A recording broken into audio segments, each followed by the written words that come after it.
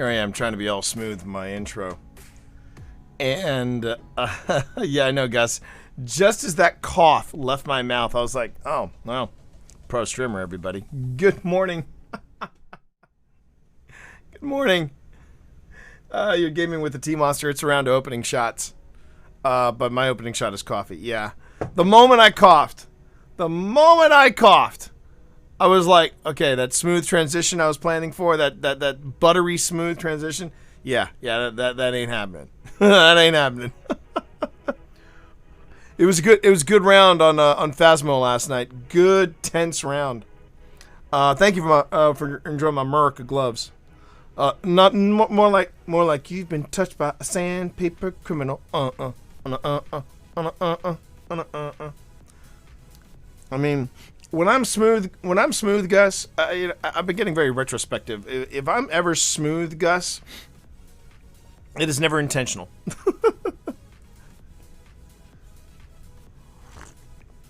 You can always catch it in reruns, Panic. But you know what? You've got bigger fish to fry right now. Don't worry, Phasmo's not going anywhere. We will be here. My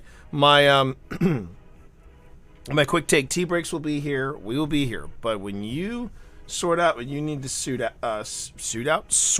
then you do that. Running around with a pink bicycle helmet. God, I miss cons.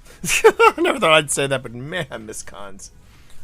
Yeah, smooth like 2-year-old scotch. So, Panic, I'm glad you're in chat. I don't know if Mike passed it on to you. I think Mike passed. I think Mike was in chat the other night. Remind me, Panic. Which username is Mike? Is that Grim? Remind me, because I noticed you were not in chat last night, and okay, Talon. Okay, so he was in chat. Don't know if he passed it on to you, but I thought I'd let you know something. You've been really stressed out, I know, about your job interview process and everything you've been dealing with there. Thought I'd share with you what happened to me a couple of days ago. So there's a new trend, and it sucks, and it's a trend in the job market, where apparently if they want to turn you, if they're going to turn you down for a position or for the interview process, going forward in the interview process, there's a new trend where instead of just sending you an email and saying we've decided to move on with somebody else, some people have thought that the personal touch would be better. And so they are calling people now to say, we are moving on without you.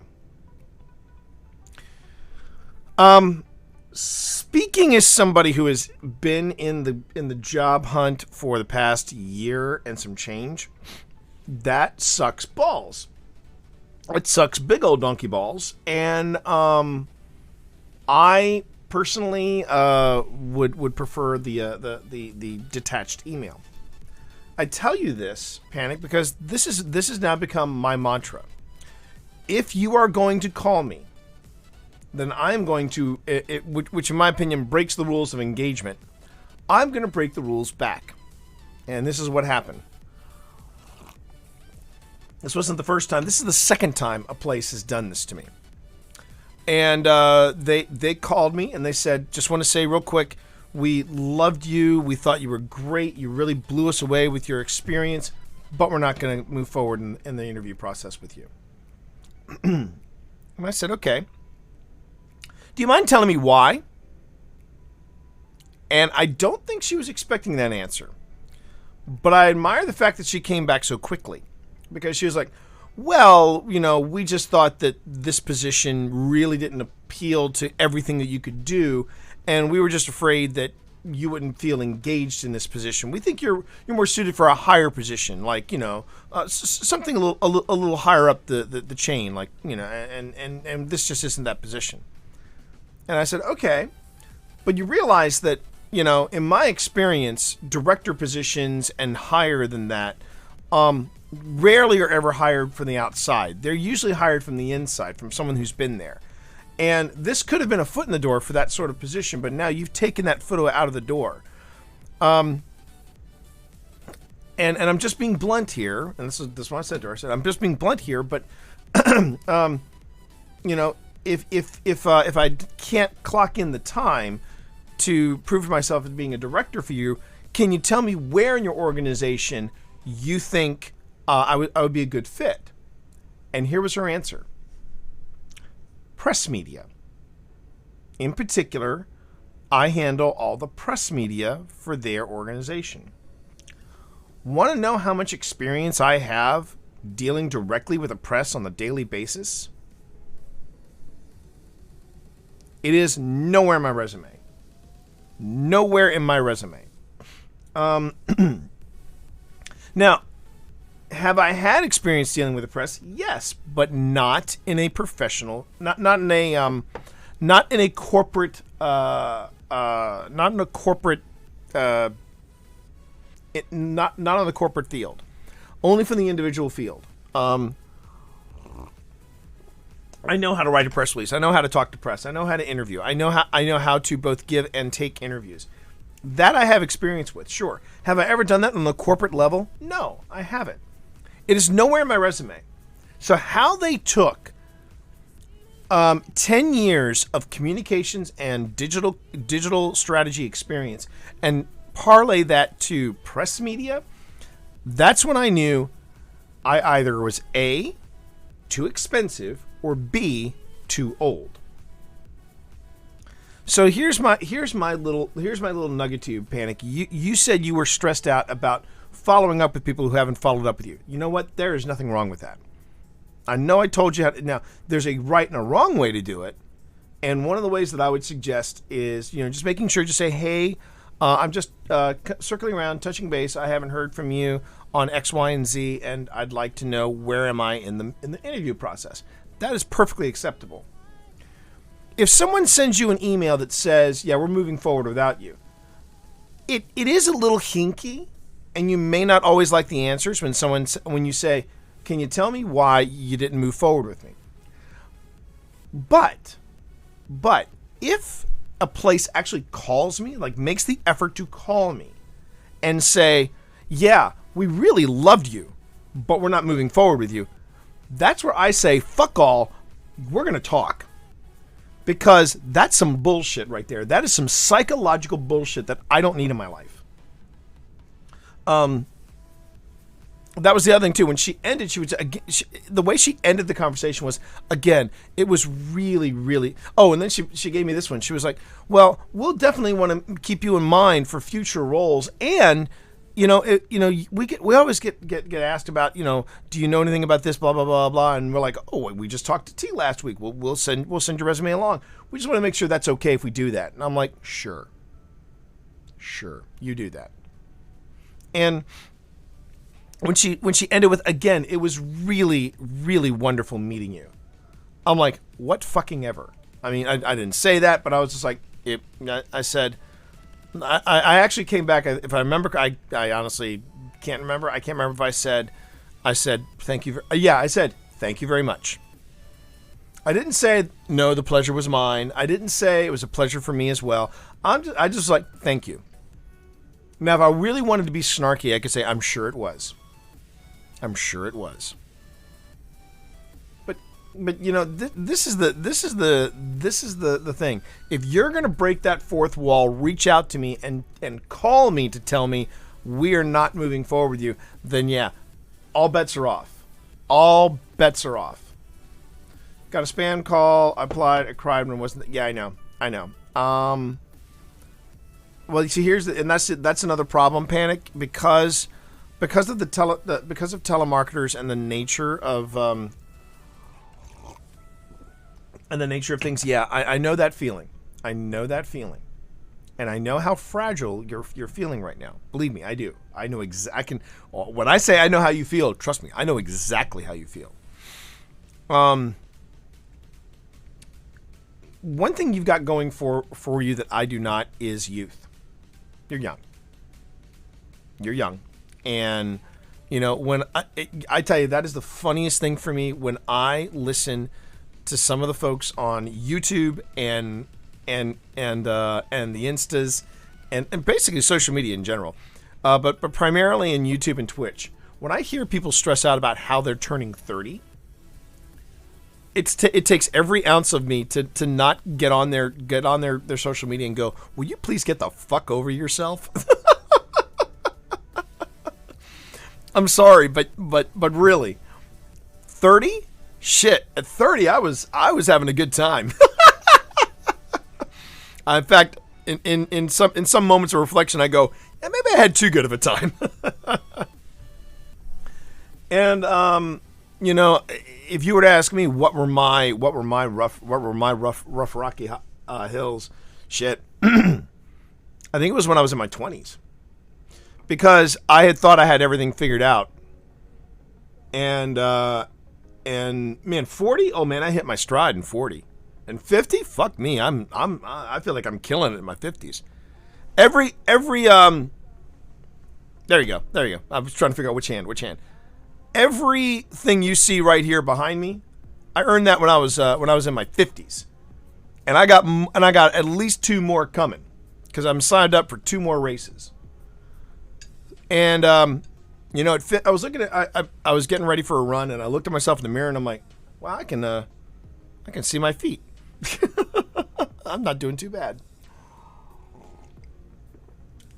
I mean, it was in my 50s that I did all this stuff in Destiny. I'm not doing too shabby. I think I'm doing all right for 50.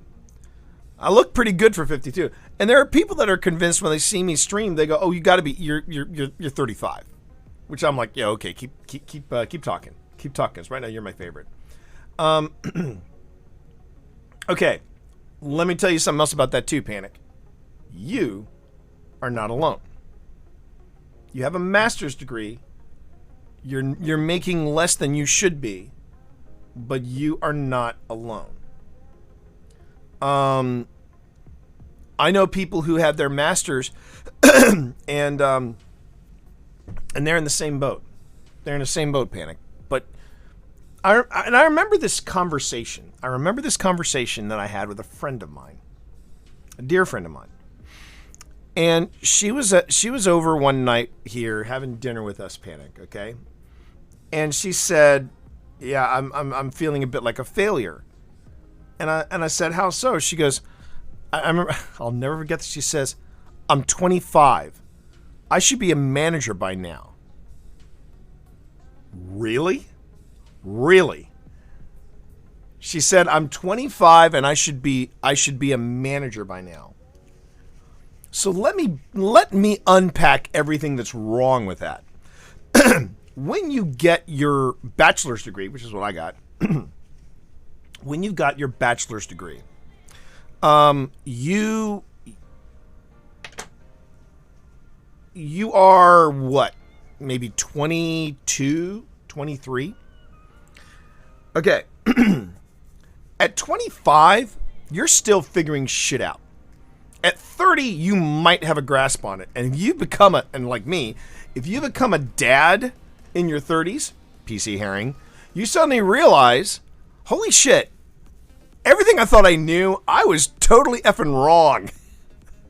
And pretty much parenthood in a nutshell is realizing on the fly, fuck me, I've got everything wrong in my life. I've got to figure this shit out while trying to keep my cool. And if anything, I like to think that Sunny looks at her dad and goes, he ain't perfect, but boy howdy is he trying. I love my kid. It's perspective. And I'll give you some more perspective on this, Panic. I'll give you some more perspective. I am the author of Podcasting for Dummies, which is in its 4th edition. I'm the author of Yo! Prodcal, how are you? How are you? But let me give you some more perspective here. And thank you for popping in the stream. Trying to derail my thoughts here. What are you doing? Good morning. Grab a cup of coffee or a cup of tea. Pull yourself up. We're gonna do a little bit of chatting, and then we're gonna get some slicing and dicing with Ghost of Tsushima later. But let me give you, like I said, let me give you a bit of perspective here, Panic. I am the author of, okay. That was a funny joke first time in, Prod. Let's cool it with the meth talk, okay? Let's cool it with the meth talk. Third time. Thank you. So anyway,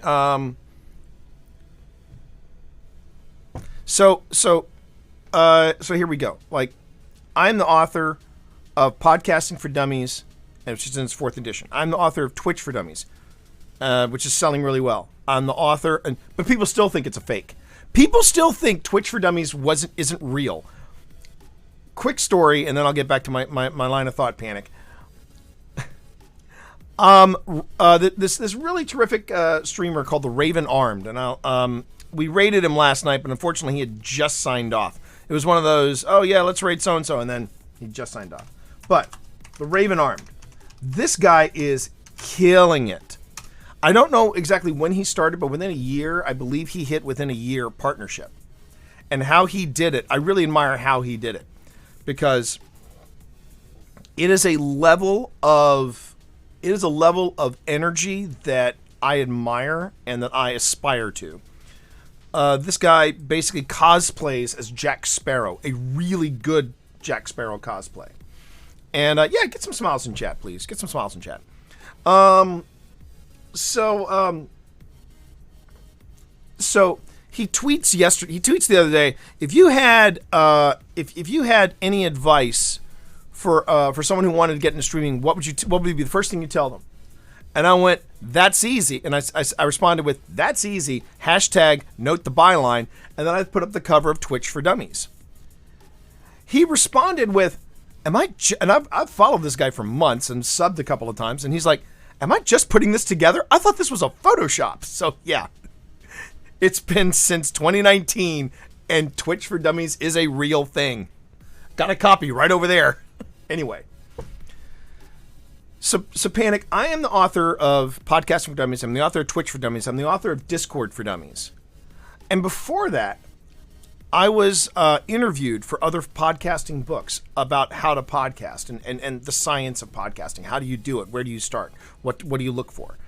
I have been interviewed by I've been interviewed by newspapers and magazines about content creation before content creation was a thing. I also wrote several books on other platforms and social media. You know, last year I released the 2nd edition of Social Media for Writers with my wife. I've got all those credentials behind me.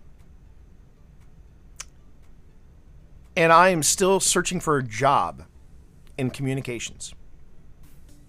So why is that? Why is that, Panic? Does that mean I am a failure? No. It does not mean I'm a failure. No. What it means is that either A, someone is feeling a little insecure about themselves, which is why they won't hire me. B, they are worried that me at my age won't stay long, which is a really weird sense of irony, because usually it's the younger people who come into a business, stay for a year, get the cred, and then bugger out. Or 3, they think, well, I don't care about the bylines, it's not that big of a deal. And I always say, look at their social media. Look at their social media, look at their comms, see what it's like. As hard as it was to be let go by code.gov, I can point to the stuff on code.gov and go, this is what they looked like when I was there. This is what it looked like when I left. And it's clear. It's clear. You see the activity before I got there, the activity after I got there, the activity after I left. And when the senior tech advisor for the effing White House says to you, you're the smartest thing I did when I hired you. Smartest thing I did with code.gov was hiring you. You gotta learn, Panic, to really take and hold close to your heart your victories. You've got a master's degree. That's something I don't have. And I admire the shit out of that. Panic, I know you've gone, you've shared a lot on this stream, but let's make something abundantly clear. I look up to you. I respect you. I admire you. So if somebody calls to tell you, yeah, we're moving forward without you, I got news for you. That is your green signal to say, why? Because in my opinion, they've broken the rules by saying, yeah, instead of sending an email, let's do the personal touch because we're no. You're opening the door for a conversation. And if they say something, and this is the hardest, and I'm not saying panic is going to happen for you overnight. And good morning, Electric. Good to see you, buddy. So have you confirmed about Saturday or no? I just need to know, Electric, if I need to bring you into the conversation or no on Saturday. Just let me know if you've confirmed for Saturday. But panic, the hardest thing is to really listen to what people are saying. And there's a difference between an answer and a real answer. There are going to be some people that give you answers that you're just like, that's word salad. You know, it's like listening to recordings of Trump. And it's all these buzzwords of, oh, you know, and oh, you were wonderful to work. You were wonderful to talk to. You were great to talk to. It was incredible to meet you. That's nice and all. But if I was so wonderful and so incredible, why are you letting me go? And you don't have to press it. I mean, when she told me press liaison was the position that she thought I would be best suited for, that's when I knew, oh, this is some bullshit if there ever was one. Because I have no experience in that. But you're telling me with all the years of comms, you're going to take the guy that wrote the book on podcasting, on Twitch, and on Discord, and you're going to say, yeah, we'll stick him with press. Because nothing says advancement quite like working with the newspapers. That is not a slam on journalism, though. Do not mistake that for a slam on journalism. I love me some journalists. It's the last bastion. If we if we lose the newspapers, we are fucked as a country. And you can take that to the bank from your old pal Twitch Dad. We cannot afford to lose the newspapers. The day the New York Times, the Washington Post stops reporting news, we are fucked. We are in The Last of Us, okay? We are stuck in The Last of Us. Do you want The Last of Us? Because that's how you get The Last of Us. God damn it, Cyril. But I just want you to hold on to that panic. Many times it's not you, it's them. And this is something I'm learning in my own journey with therapy. And maybe this is why I've been getting a little retrospective over the week. I was watching Lindsay Ellis the other day. I mentioned this in the brief chat session I had yesterday, and she gave made a non-apology video that was nearly 2 hours long, and I watched every minute of it. And to give you all some context, basically Lindsay Ellis is a YouTuber, a very successful YouTuber. She downplays her success, but I'm sorry, when you got over 1 million people subscribing to you, you're a success on YouTube, in my opinion. But she basically went from YouTuber to published author to New York Times published author. Good on you, Lindsay. And and yesterday, she was the villain of the day on Twitch. Well, not yesterday, but the day before yesterday. Well, the day before yesterday in internet terms, but in real life is about a month or two ago when Raya the Last Dragon came out. Lindsay made a tweet that backfired on her. Backfired on her pretty hard. And what it boils down to, what it really boils down to is I think Lindsay Ellis put up an opinion that was unfiltered just enough to be misconstrued. No problem. Yeah, I got it. I got it, PC. I'll be in touch with you, buddy. I'll be in touch. And you got to go, buddy. I totally understand. But hey, PC, thank you very much for hanging out. I do appreciate it. Have a good morning. Give my love to Jen and the bebe. So Lindsay posts this, and of course the internet melts down over it. And Lindsay shuts down her Twitter. And everybody that called her out doing victory laps. And then yesterday, Lindsay posts a video. And I really do admire what she said, what she had to say.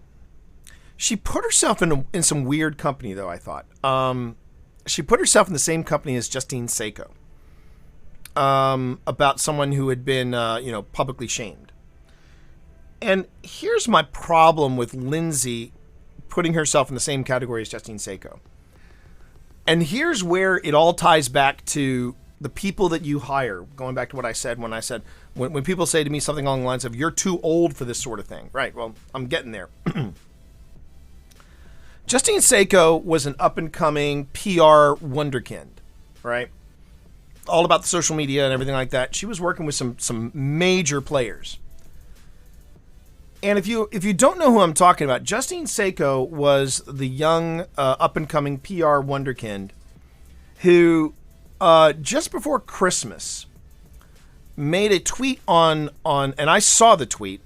I actually tracked it down when it started going viral.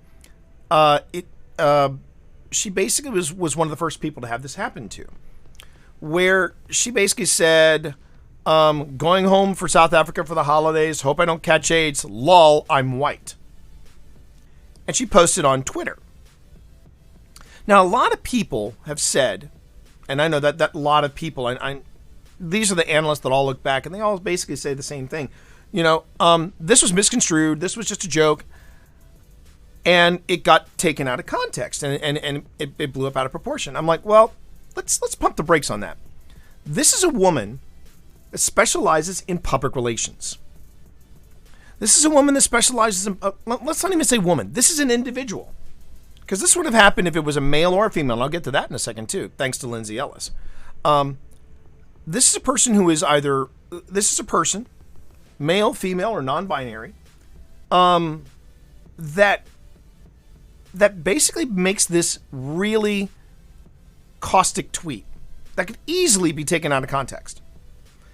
And what happened was, they make this post and they don't think a thing about it, because then they get on a plane and they go to South Africa and they're offline for at least 10, 12, however many hours, at least half a day. We're talking, so we're talking at least 12, 13 hours. They are offline. They're offline, out of touch, done.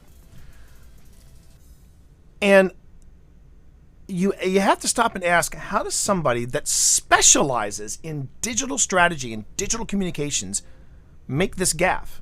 And it comes back to the fact that they looked at their Twitter following. They only had a few hundred people following them on their personal Twitter account.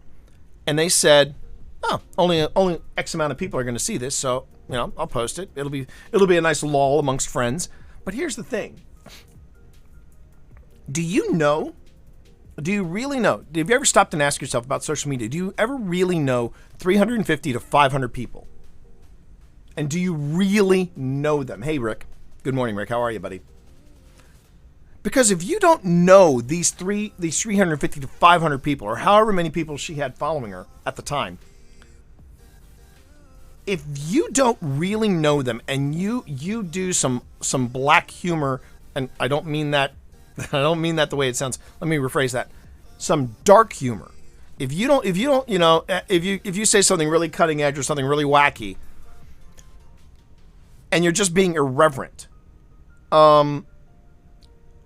Twitter gives you no way whatsoever of giving you context or giving, there's no inflection. You just read it like a text message. And when Seiko put that out there, she just thought these are only the people in my network are going to see it. But the problem is that this is a lack of understanding of the technology. You didn't send that to just 350 or however many hundred or even thousand of people that you have in your network. You put that on a public forum, and these 300 to 500 people, or however many people were following her at the time, saw it, or well, were notified that you put it on there, and that's a potential. But it's still a public tweet. Once it's on the internet, it's out there forever. Once it's on the internet, it's out there forever. And I guarantee you, if I pulled out all of Twitter and I opened it up, and this was years before Seiko did what she did. You read, I know for a fact, I wrote in there a passage that said, if you don't want to share this with the world, do not post it. Period. But she posted it. It went live. Turns out the guy who actually made it go live on Gawker, same thing happened to him when he made a joke about Gamergate and the people behind it and the people who were opposing it, and he said, bring back bullying. And he was JK, he was just kidding. But because there was no context, people started calling him a bully. And we're saying, you're one of those ancients that wants to bring back the 50s and the days of swirlies and yada, yada, yada. And he got crucified. Now he and Seiko are best buds. They're friends. And Lindsay Ellis was putting herself in that category. And my thought was, what Lindsay Ellis said was not that bad. Could it be misconstrued? Yes, but there were two things for me that I think Lindsay didn't really consider. One, her standing in social media circles. She likes to downplay her celebrity status, right? But she is a celebrity. She is a celebrity. Whether you want to call her a web-lebrity, sorry, Dan Finity, if you want to call her a web-lebrity, if you want to call her an internet celebrity, if you want whatever you want to call her, you have 1 million subscribers. That puts you in an echelon that is very different. And look, if somebody got this segment back to Lindsay Ellis and she goes, this guy does not know what the fuck he's talking about, I'd be the first one to say, maybe you're right. But I'm giving you my perspective because I've been at this long. I can say without equivocation, I have been doing content creation longer than Lindsay Ellis has. Because I think Lindsay Ellis was still in high school by the time that I started podcasting. I'm an old fart. I embrace my old fartness. God, how long have I been podcasting? 2021, right? January was the first podcast I ever released in 2005, January 2005. So that puts me at 16 years. So I've been content creating for 16 years if you count podcasting as my entry into this. And I saw it, chat.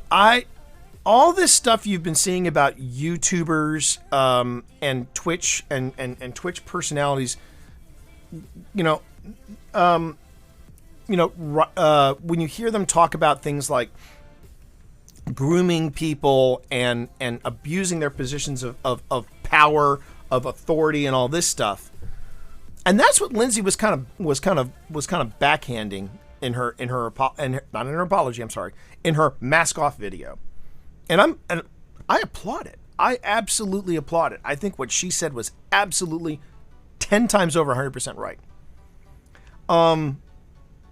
Because there's but what I would say to if I was given a magic moment with Lindsay Ellis, I'd be like, look, here's a couple of things, and the reason why I can't do this is because look at me, white, straight, male, 3 strikes, I'm out. But this is what I'm bringing to the table to Lindsay Ellis: experience, and my experience with, and I am not mansplaining to Lindsay Ellis, not by any stretch of the imagination, but what I am saying. God, even listening to myself, I feel like I'm mansplaining. It's like a fine line. I want to just give my opinion on it, but I'm afraid I'm going to come across as that guy. But as Rick said, I've got some bylines behind me, so at least I've got that foundation to stand on. So the first thing I would say to Lindsay Ellis is, you know what? I think one thing that you and these other two people that you have kind of grouped yourself into. No, that you have grouped yourself into is I don't think that's fair, because those two really actually went guns blazing into something But one thing you do share in common with them is that you basically posted before you really thought about it. And Lindsay does address that. She talks about this weird thing that's called the beast that hovers over social media, and you're trying to make sure you don't say anything stupid, you don't say anything dumb. Good Lord. I know for a fact I have said some stupid shit on my stream. And if you want to go through the hundreds of hours of my streams on YouTube, have at. Go for it. Mazel tov. Enjoy yourself. Have a good time. And as you're scrolling through like the hundreds of hours of footage that I've got online, the first question I'll be like is, okay, are you good with this? Are you feeling all right? Because, boy howdy, you need a hobby. I'm just saying. But the other thing that I would, but at the same time, you do have to be aware of that. You have to be cognizant of it. You've got to be cognizant of what you're saying, because once you put it out there, it's out there. It's out there. And on a lower scale, I have been on both sides of it. I've been on both sides of this fence, and it's a scary place. It's a scary place to be. By the way, I'm getting my hair cut today, so I'm just gonna show off the pompadour for just a little bit more, and then so I would agree that yes, Lindsay Ellis said something stupid. She said something stupid. And if you don't want to, if stupid is too broad or too harsh of a word, then let me try it again.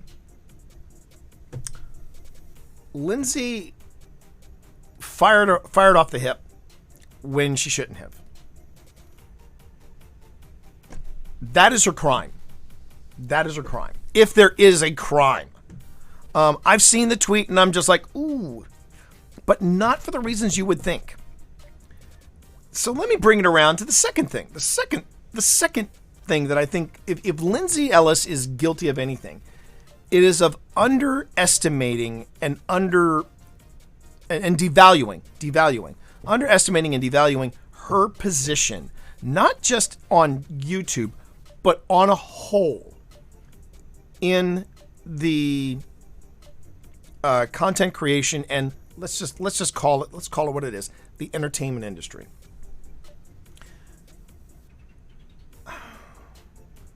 Wow. Didn't realize this was all bottled up in me, chat. And look, if you've got opinions, I want to hear them. Throw them up in chat. Let me know what you think.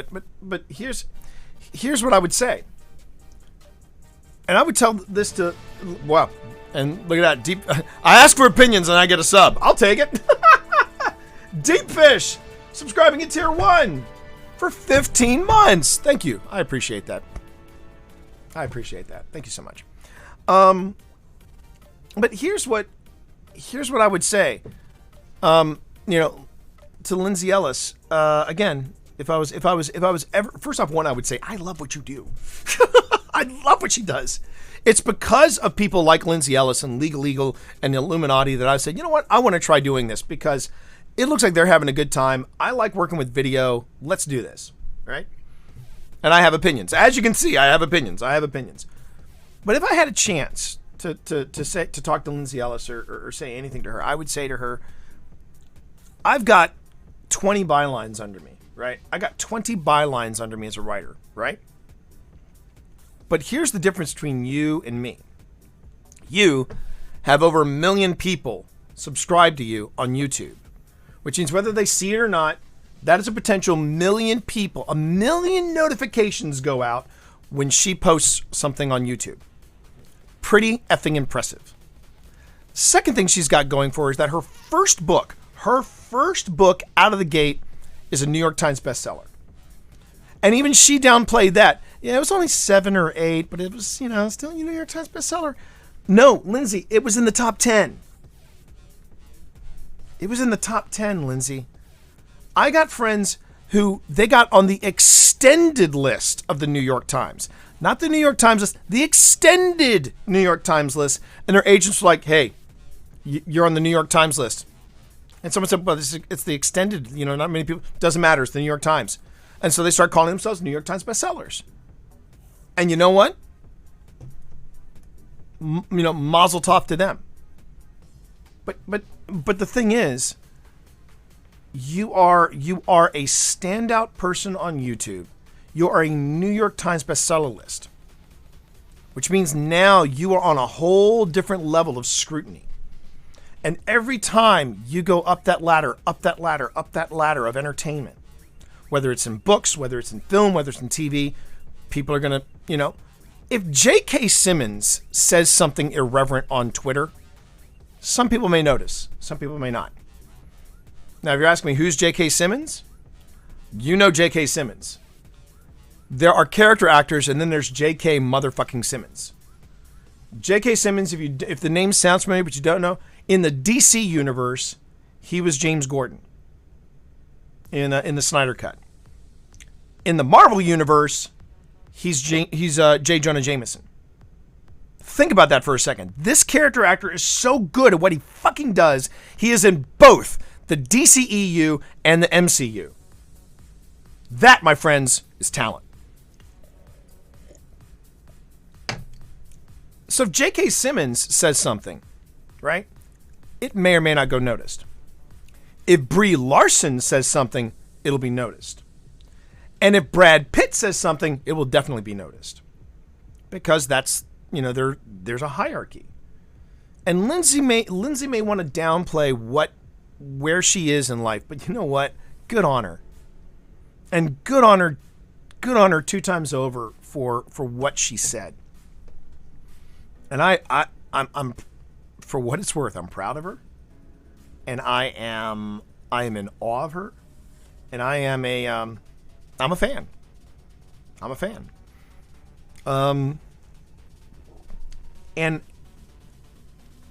But to me, it goes back to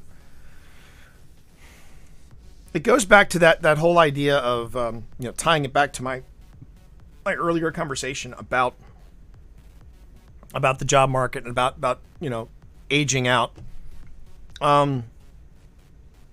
People think that social media, that the digital comms, that content creation is a young person's game. And they're saying, well, you got to be on social media, you got to do this, you got to do that, you got to be young. If there's something I've learned, it's that if you think that this is a young person's game, I think you need to check your fucking Wagnalls. And that dates me. That reference dates me right there. I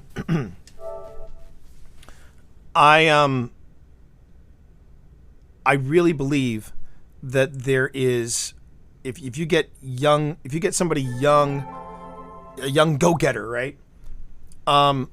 What they make up for in energy, they lack in experience.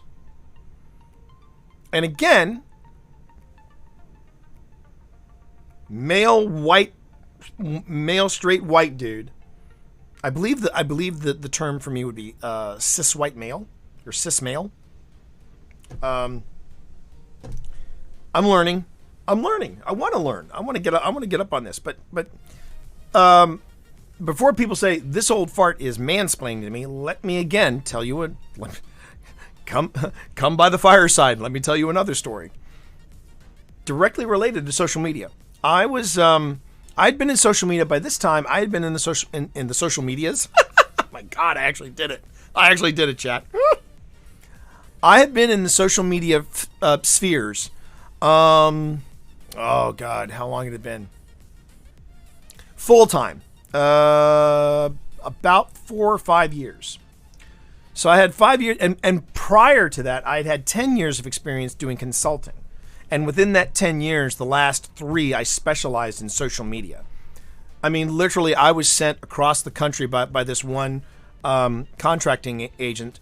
I was sent across the country, back and forth, giving talks on social media, explaining to people what social media was, explaining how Facebook worked, how Twitter worked, all this different stuff. And I was the guy giving seminars on it and going into the potential of it. So I'm now out of contracting and I'm into full-time work, but this was in between jobs and I was working at a digital firm. I was in the specialist position, and just to kind of give you the landscape of where I was, my manager was no older than 27.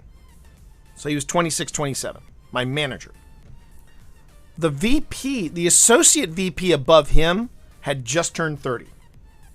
Now, you think, ooh, whoa, they're on the fast track for success. Please hold that thought. So I'm doing my research. I'm doing some research on getting the hits. This is back in the days when Facebook still had organic reach as well as paid reach, and paid reach was a new thing. An article pops up in my feed, and I take a look at it. I do some research on it, and I go, huh. And the article basically read that Facebook was going to throttle back all social reach. And the head of marketing and advertising for Facebook basically said the free lunch is done. If you want to have your content seen, you're going to have to pay for it. Those were the words coming down from Facebook. Now, I took a moment and thought, I need to talk to somebody about this, because the entire strategy we had for social media in this place where I worked was it's all social reach, so organic. Post often, use buzzwords, yada yada yada yada. And I'm sitting there going, this is going to change things. So I went to I knocked on the door of the associate VP. Happy 30th birthday. And I said to her, do you have a minute? And I sat down with her. I said, I think you need to know, I just saw this article and it's coming down the pike, and I just think this is worthy of your attention. And she said, well, let me call in the manager. And I'll never forget this. She gets on the phone. She goes, hey, so-and-so, do you have a minute? And he just, this is, now, remember, she's the associate VP. This guy's a manager. And he goes, I just sat down with my lunch. And she was like, well, could you give us like 5 minutes? Fine. Click. And I'm sitting there going, did he just say that to his associate VP? Okay, then. Ooh, and a great, I know, another great life hack, everybody. Make sure you listen to yourself when you talk. I know I sound like okay, boomer, but hear me out. So he comes in, and he doesn't say hello. He doesn't say, good morning. He basically like, what do you want? And I'm trying to have my game face on, but god damn it. I'm like, and she segues over to me. I tell him what I've learned about, and I even quote the guy from Facebook, and he just goes, yeah, they do this all the time. Every 2 or 3 months, they basically threaten that they're going to throttle it back. It's never been a thing. Don't worry about it. Can I go have my lunch now? And the VP and I look at each other, and she goes, I guess so. And then he just huffs off. Well, I left that agency. It was not something where they laid me off. They wanted me to stay, but I got that's another story for itself. But I left the agency. But here was the punchline.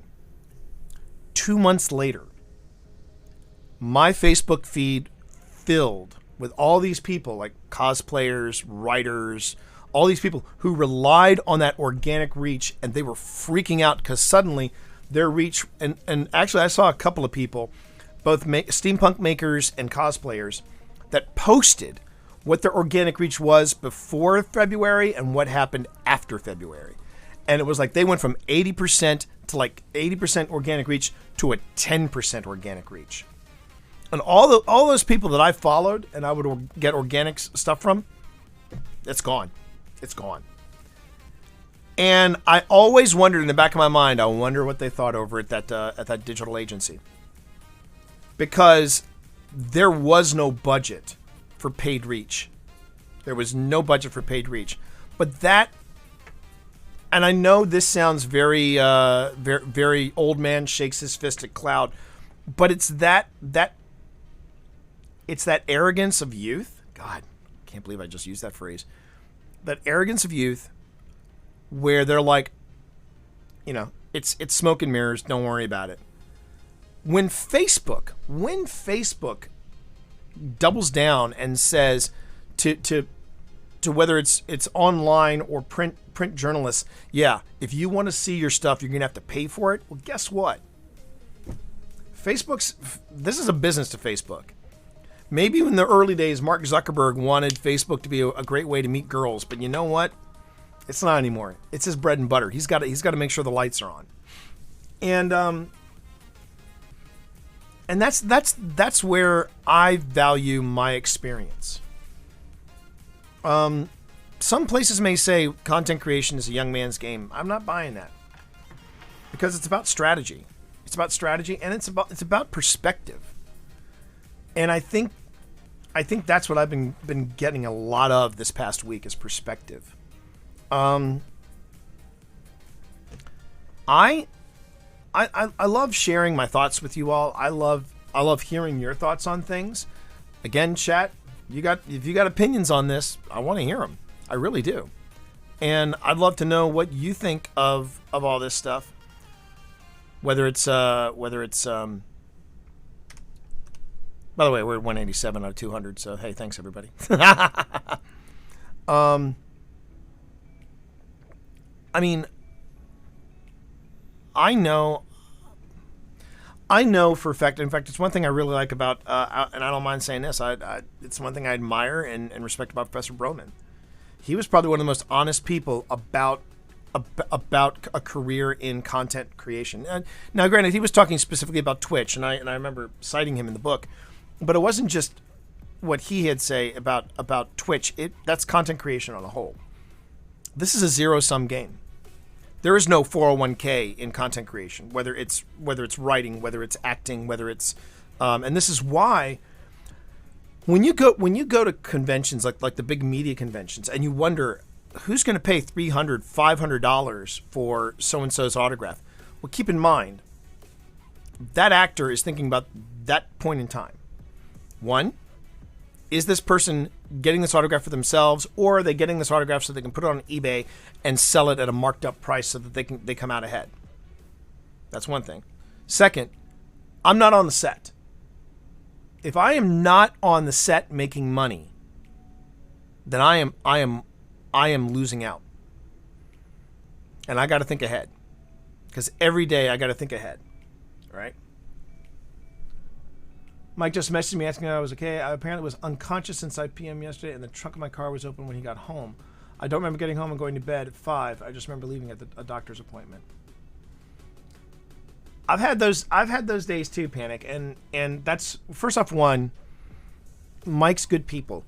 He's taking good care of you. So Twitch Dad would suggest that you ping him back and go, say, "Love you, Mike. I'm good." And if you're good, great. If you're not good, say, "I'm hanging in there," and then give him an explanation as to why. Because you're here hanging out with Twitch Dad, and I mean, if you're good, great. If you're feeling better, that's good. There have been times that, yes, I have completely blanked out on how I got home and what I did and everything like that. You have been under a lot of stress, Panic. You have been under a lot of stress. And I'm hoping that what I'm telling you here is giving you comfort. But Panic, I can't tell you how to feel, but I'm going to implore to you, don't feel like a failure. Please don't. Don't. You have a lot going for you, and what you got to figure out is, well, where am I going? Where am I going to go? And what is if it's any consolation, I feel like a hot mess too. But you know what? If we're gonna be hot messes, Panic, at least we can be hot messes. You know what I'm saying. You know exactly what I'm saying. You know exactly. Nope, didn't want to hit that. I blew the joke. I was just going to say, yeah, we're going to be hot messes together. Yes! More of that, please. More of that, my girl. So let's be hot messes together.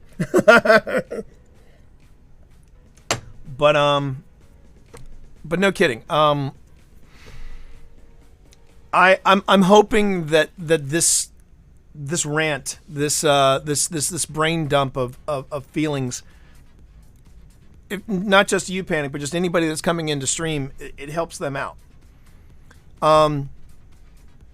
You know, when I evaluate what I do as a content creator and as a communications professional, I don't necessarily share everything, and I don't. It's because there are some things that I'm keeping close to the vest. There's also some things that I don't feel comfortable sharing because of the fear of being misinterpreted. I know I've said my fair share of stupid stuff, both on this stream and in podcasts and everywhere. Hell, I remember a podcast once where I said, "Yeah, I want people to download my work, pirate my work. It's great, awesome, yeah." You know, no. I look back on that and I go, "Wow, T, why did you open your mouth?" So, yeah. What I share because I want to share it and because I feel like it's something that's going to better somebody else's day. Now, I do know there is such a thing as toxic positivity. And that's been something that I think only recently people have really come to recognize. You've got that toxic, you know, everybody talks about toxic negativity. You know, people talk about you know, like for example, the way people came after Lindsay Ellis for an ill thought tweet. And when I say ill thought tweet, I go back to what I said earlier. Lindsay Ellis is a New York Times bestselling author now, as well as a YouTube personality. So she's a couple notches above me in content creation and entertainment.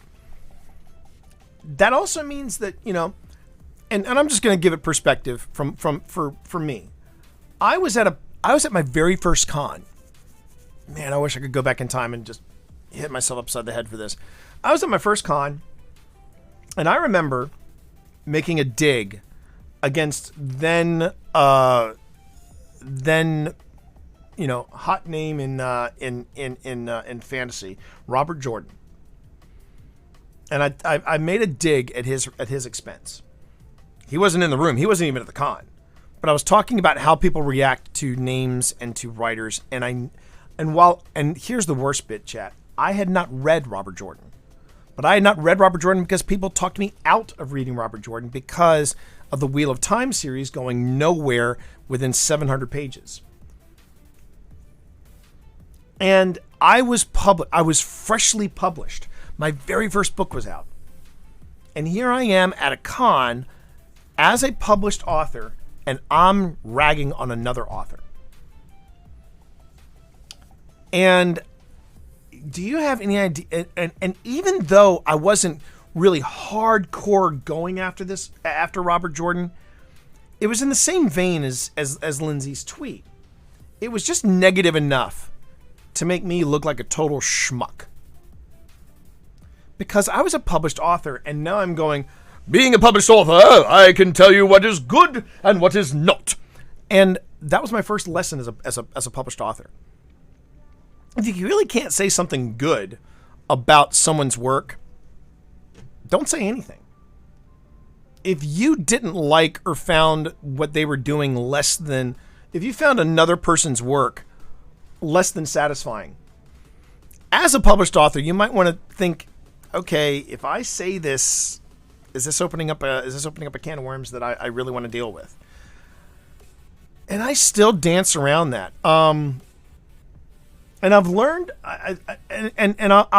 I'll back up that thought with another one. I was on a panel once. It was me and 3 other authors, and one of the authors started dogging Terry Brooks. And then these 3 authors started dogpiling on Terry Brooks. And I'm at the far end of the panel, and I'm keeping my mouth shut because we had just signed on Terry Brooks as our guest of honor at RavenCon around this time. And I had talked to Terry Brooks. I had met Terry Brooks. I liked Terry Brooks. It's because of Terry Brooks I became a fantasy. I started writing my own fantasy because I really loved the works of Terry Brooks. And I'm listening to these three people just absolutely shitpile on Terry Brooks, and I'm like, this is not cool. I'm a fan.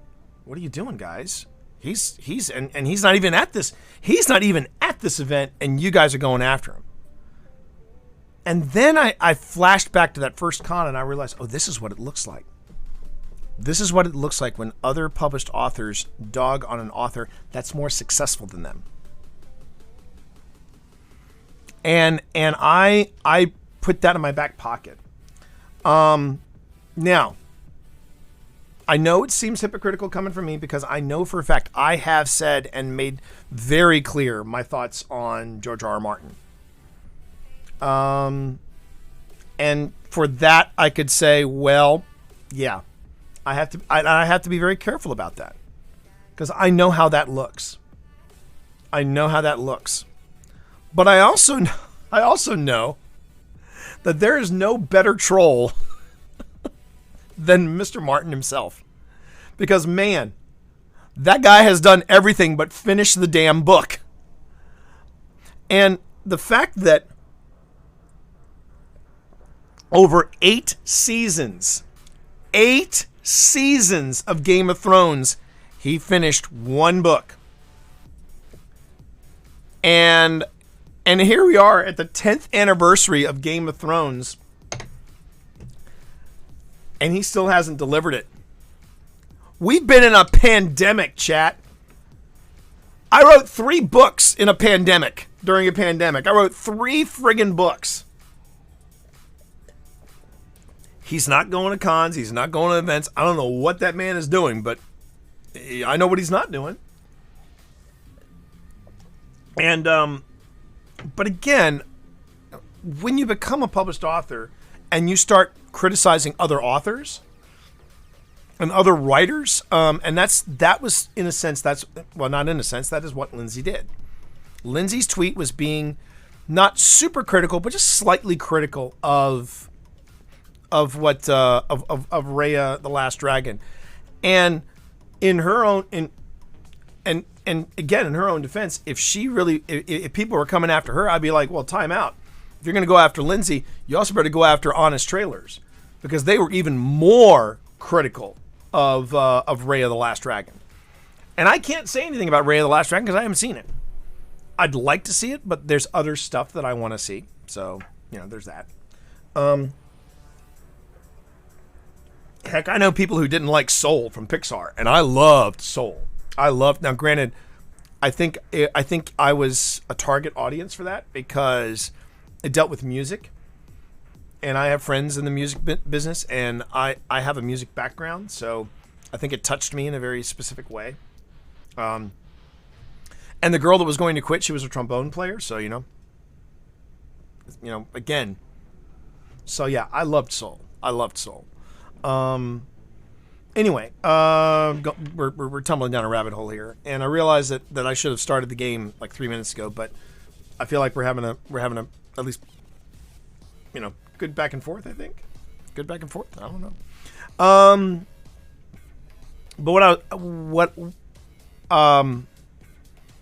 But I do think that when you hit a certain level, you have to be very conscientious. Now, let's use my opinions on Martin as a touchstone. You hear me say, don't be critical of other authors, and then I turn around and I'm critical of Martin. Does that make me a hypocrite? It makes me complicated.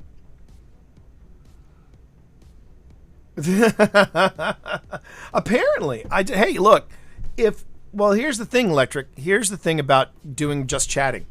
So we're going to take a quick detour on that.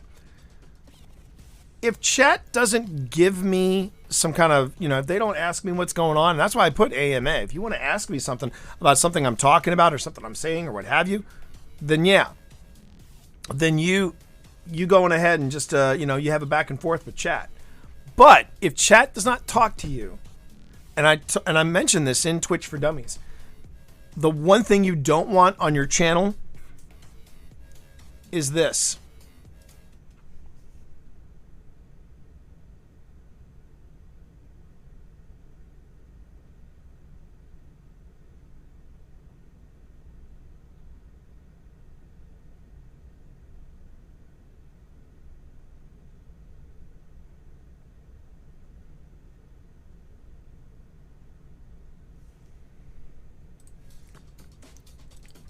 I'll give you some news, chat. That wasn't even a minute. That was not even a minute. But look, I suddenly have all of your attention. They're like, what happened? What happened? Did the stream go out? What? But that's the power of silence, right? That's the power of silence. If you really want to get someone's attention, just boom. But here's, and real quick, everybody, The Sound of Metal. If you want to see an incredible movie, The Sound of Metal. The guy who's the lead, I can never remember, Riz Ahmed, I believe is his name. He is up for an Academy Award for the performance, and he was the pilot. He was the young pilot in Star Wars Rogue One, or Rogue One: A Star Wars Story. Wow, great movie. Anyway, the point I'm getting at, everybody, is if you don't engage your chat, then that is what your stream is going to be. And Electric, we talked about this a little bit because I know you're dabbling in streaming and you want to get back into it. Then, Rick, you really want to see Sound of Metal. You really want to see Sound of Metal. You and the wife sit down, watch Sound of Metal. It's wonderful. You and Sean are going to be blown away. It's amazing. It's an amazing film. So Electric, yeah. The way I interpret just chatting is this: if chat does not engage me, then I have to keep it going. I have to keep talking. And it was one of the highest compliments I ever got from another streamer. They're like, they actually said, and this was back when I was doing couch streaming in the other room. Get up here, buddy. This is pre-PC days. This is when I was doing the raw stream from PlayStation. This other streamer who had all this set up, right? He had the whole PC set up. He said, it's like, if you want to know what to do during a stream, watch T. Because T, he will talk. He will continuously talk. He will talk to himself. He will talk about things on his mind. He continues the conversation even when the conversation isn't going anywhere. And that is, in my opinion, one of the toughest things to do as a streamer. Is that you've got to keep going with the conversation and keep going with the conversation, Electric, until somebody either A, contributes, B, asks a question, or C, is disruptive. If it's disruptive, you've got to stop the conversation or put it on pause, deal with the disruption, and then move on. But yeah, for me, just chatting is either going to be somebody coming to me and asking me questions, or me posing questions to chat. And if chat responds. If they don't, I keep moving on. It's otherwise it's the earlier gap of silence that we were talking about. And I know we've covered a lot this morning in this opening shots, and we're still going. But a lot of it, the way I look at it, is that this is what I've been processing all week. I've been processing things like taking a stand, and things like how am I perceived on social media, and how am I perceived on my stream, and how I've had a very reflective week. I've had a very reflective week because I've had a lot of conversations about where I'm at in the job hunt, and who am I talking with, and also how they're interacting with me. It's been a bumpy week, to say the least. I did find out, and another reason I've been so reflective has been partially in my own journey with mental health and things like that. I actually reached out to a friend of mine. Oh, by the way, I think we've earned this. Hold on. Look at this guy. Look at this guy, chat. He is now 8.8 pounds. He's actually put on weight. He has put on weight. And the vet almost slipped and said Benedict was her favorite. Almost slipped and said, she said, Benedict's my he's such a lovely cat.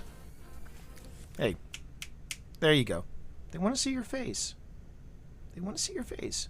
What? Oh, okay, fine. Okay. But yeah, chat. I've been reflective because I reached out to an old. It was on the advice of my therapist. She said, this aspect of your life that you've had unearthed because of what happened at Code. Can you go to this friend of yours and basically ask for some insight? And I said, yeah, I think I will. And that was how my week started. I reached out to this friend who was at the center of some real toxic shit in my life back in that day. And I said, or not even toxic shit. It was more like it was a great big question mark. What happened that got me ousted from this from this theater company? I wanted to find out more, so I reached out to this friend and I said, I know it's been a long time, but can you give me some insight? And she did. She didn't give me an answer. She didn't say like T, it's been 20 years. And she goes, but I will say this. She did tell me this. She said, my friendship with this individual, I realize now was super toxic, and I regret it. And that kind of set the tone for the entire week.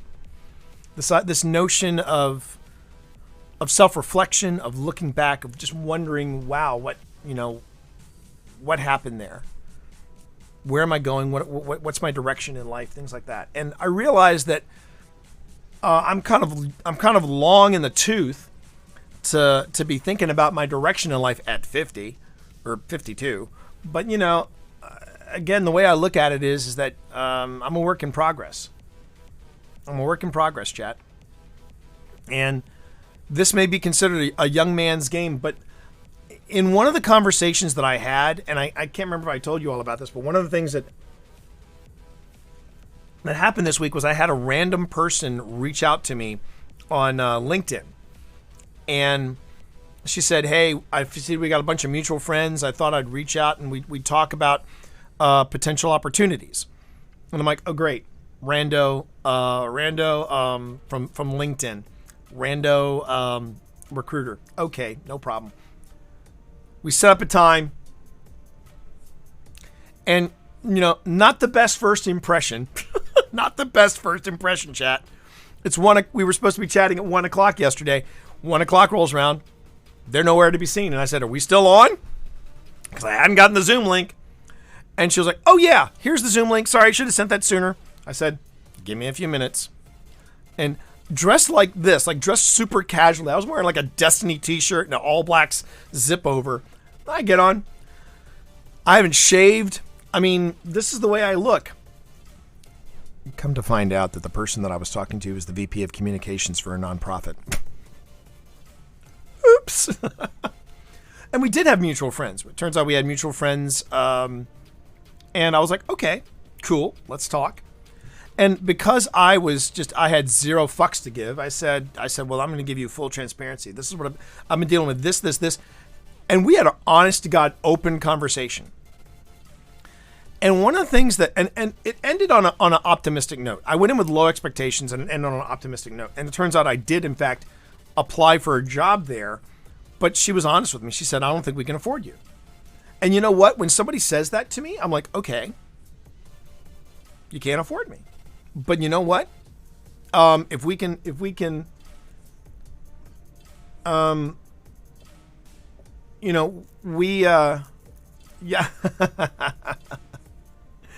You're right. I know that, man. Being the work in progress, I totally get it. But I remember something she said during this conversation that made me go, wow, that's pretty deep. And she's right. She said, there's this school of thought that there are two types of personalities. You've got the digital native and the digital immigrant. The digital immigrant is the one who has, kind of transitioned into the new technology, right? Where, and that would be like,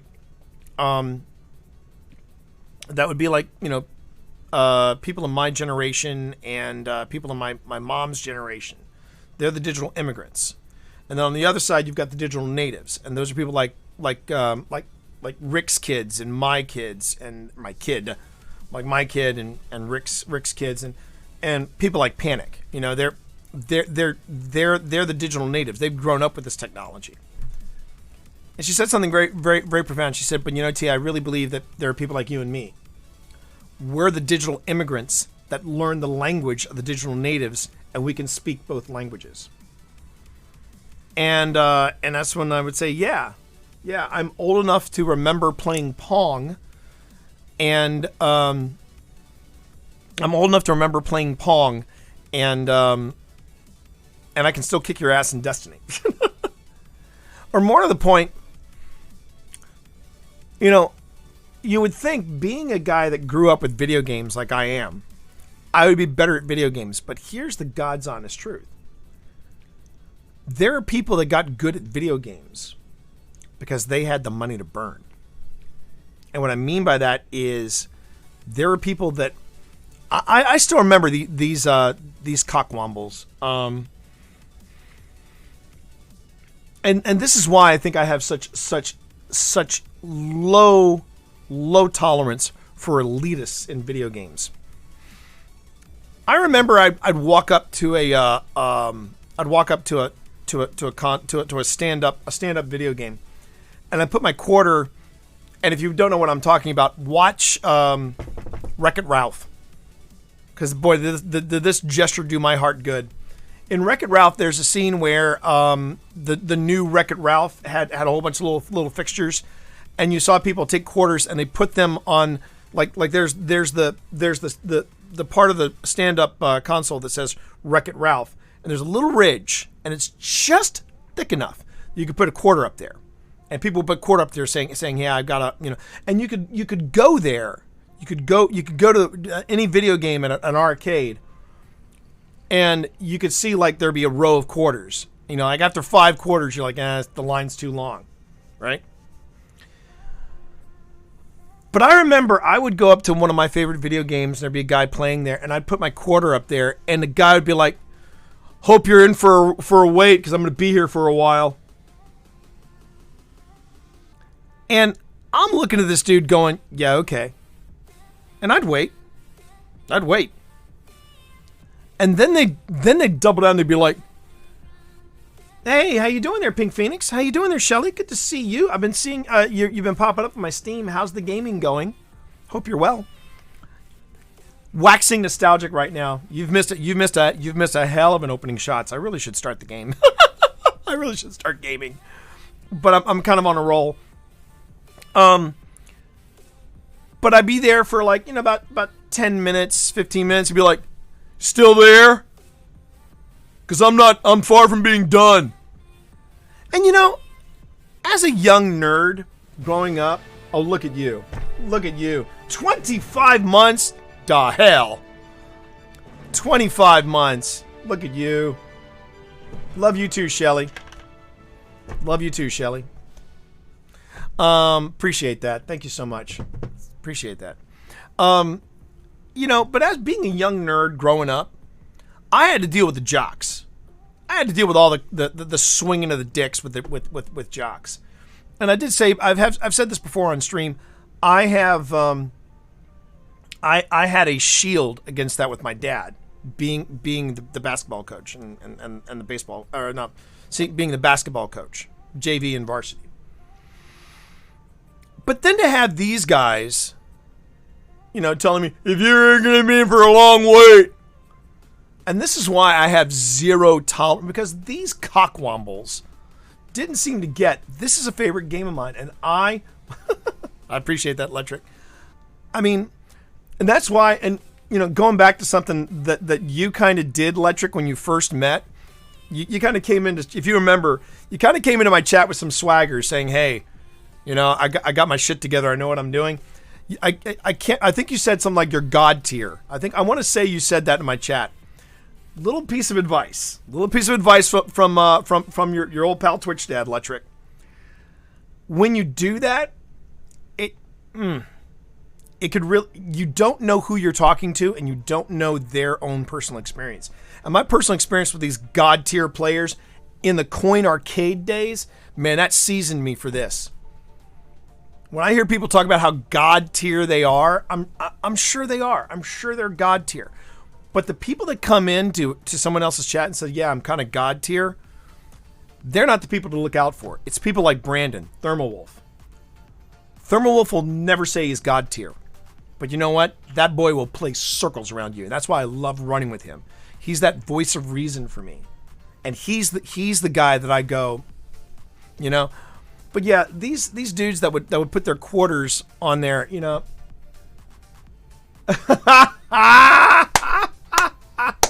Fair enough.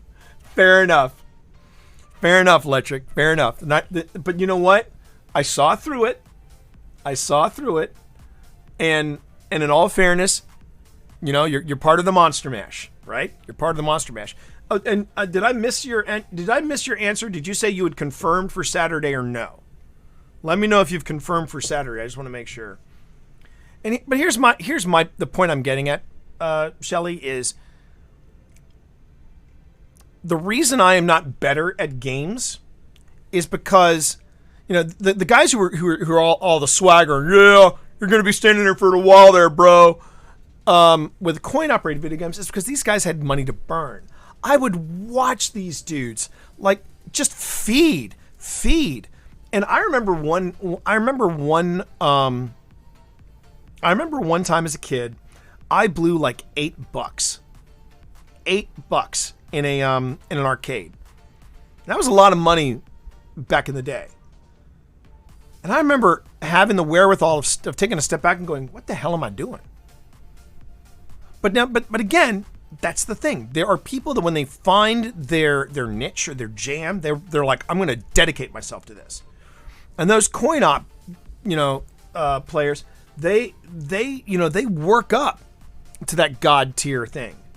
And it's the same thing, you're not, and I know that even friends of the stream, folks like the Marvinsky basically go, yeah, I can watch a game, figure out the mechanics, and then I'll go.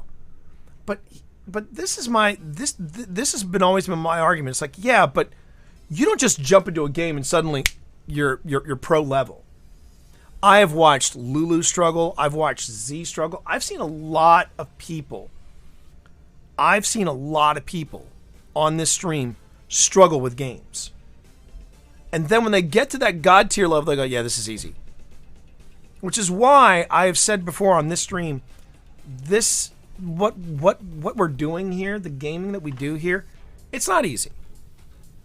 And when I say it's not easy in that we all have a learning curve. We all have a learning curve. And my thought is, if you come in and you say a game is easier, this is easy, and I'm sitting there going, okay, so what you're saying is that you just basically sat down and picked it up.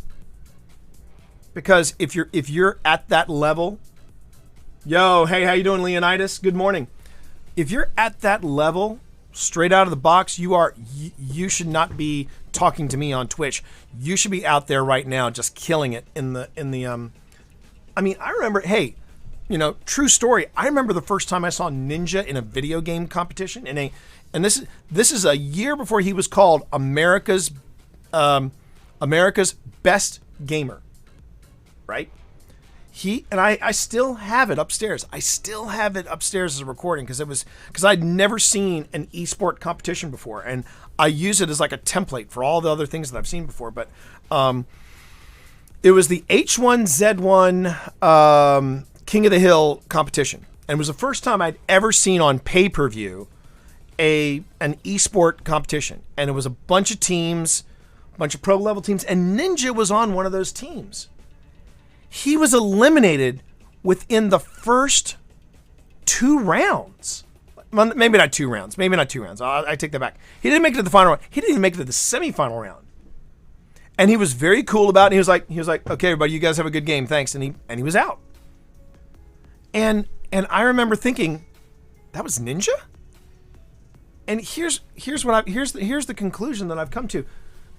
People who say it's easy, they're the ones who have struggled the hardest. Hi, darling. Hey, what you doing?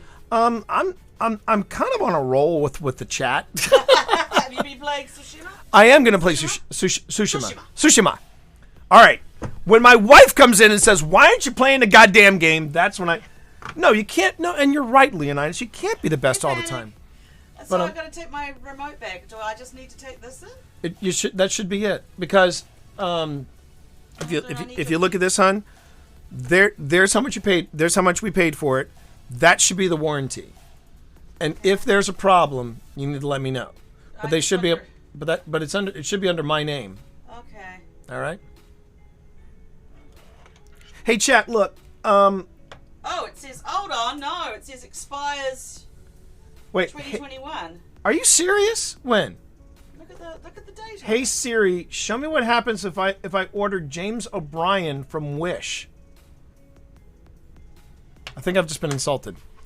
The problem there, Beasley, the problem is I have no idea who James O'Brien is. So let me look it up. Let me look it up. The burn will be better if you. The burn will be better if I had some context, but thanks for, and hey, how you doing there, PC? Let me see this. James O'Brien.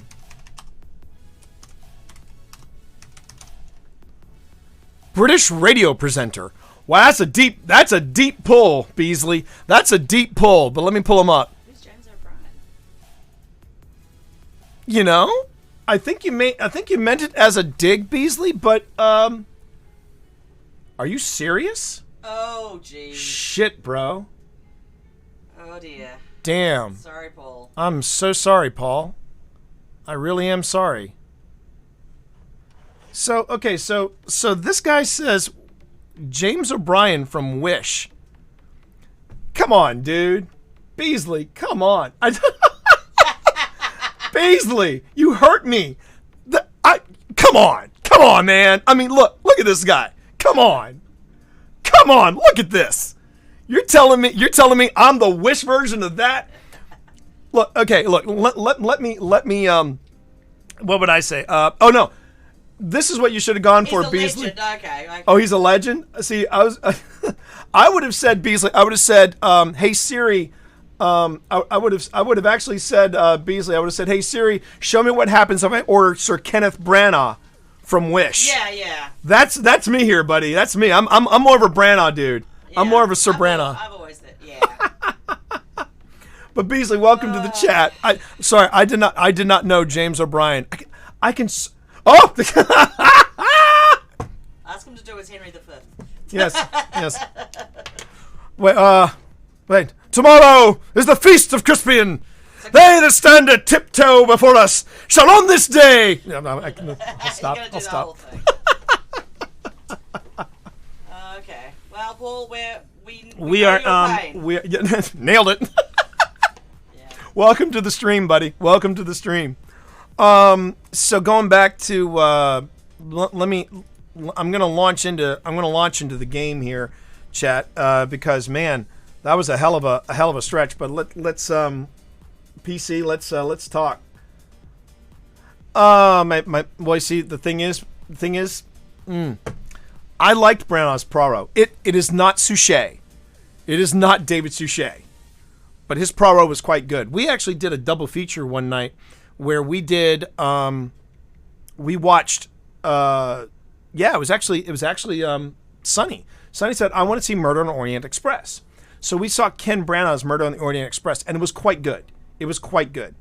But then we watched the Murder on the Orient Express with Hercule Poirot from David Suchet, but I mean, both were equally good. I cannot wait to see Death on the Nile. I think Death on the Nile is going to rock the house. It's going to rock the house. Oh, Chamber of Secrets. Hang on a minute.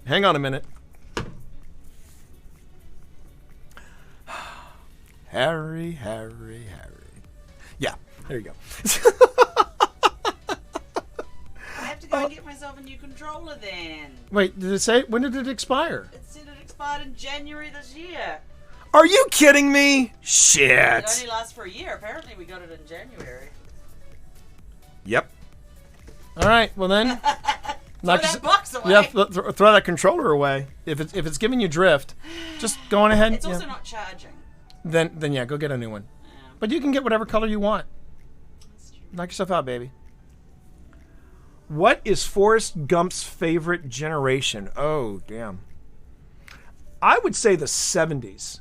Because that was the one when he came up with the I think I would say the 70s because Gen A. Oh my God! Boom. Yo, Beasley. Here's one from current events. What's Congressman Matt Gaetz's favorite guitar chord? A minor. Boom.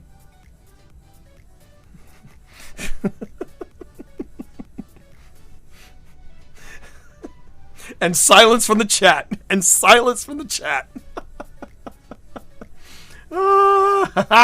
Thank you, Electric. Thank you. All right. On that note, my wife is going to get a new controller, so I'm going to go on ahead and. Yeah, Beasley. Yeah, if you look up Congressman Matt Gaetz, he's currently under investigation for trafficking. And Prince Andrew. Yeah. You can always look up Matt Gaetz. Yeah, aren't they all? So let's see. Ghost of Tsushima. I actually learned that's the way you're supposed to. Oh, look at that. Beasley with the follow. Beasley. Yeah. I tell you something. I love me some Ken Branagh. He is. If I could pick two actors that really influenced me as a young actor back in the day, I would say the two actors that influenced me the most were Sir Kenneth Branagh and Sir Ian McKellen. McKellen's, now you talk about legends, Beasley. I got a story about McKellen I can share with y'all real quick before we get started on this. So I was a young and impressionable young actor, and I was studying in London at the time, and I was a fan of McKellen before a lot of people knew. This was pre X-Men. This is before McKellen really broke out as the, before he became Sir Ian McKellen. But I knew him from a one-man show that he did, and it was on PBS and was called Ian McKellen Acting Shakespeare. And McKellen was on stage in a show called Bent. And Bent was an amazing experience, right? An amazing experience. But I was writing a paper about the play, and I said, you know what? I want to know if I can interview McKellen for this. And I said, and a lot of people said, well, just, go to the stage door. Ask to see if you can talk to him. And I honestly thought it was out of reach, but I went on ahead and I went into the stage door, and it's people walking back and forth. And I get up there, and the woman goes, yes, can I help you? And I went, well, I'm an American student. I'm studying abroad, and I'm writing a paper on Bent, and I wanted to know if I could talk to Mr. Ian McKellen. This is before he got knighted. And she goes, well, stay there for a moment. She gets on the phone. She starts talking. She's talking to somebody. She's talking to someone else. And she goes, yes? Oh, yes, sir. Fine. She hands me the phone. Ian McKellen for you, sir. And my heart was pounding like a jackrabbit. And I remember when I picked up the receiver, it's shaking in my hand, right? When they were I believe it. Bronze Thumb. I believe it. This boy doesn't have a cat cam? I can give him a temporary cat cam if you like. Oh my God. Hang on. Look at his face. I was in the middle of a story, honey.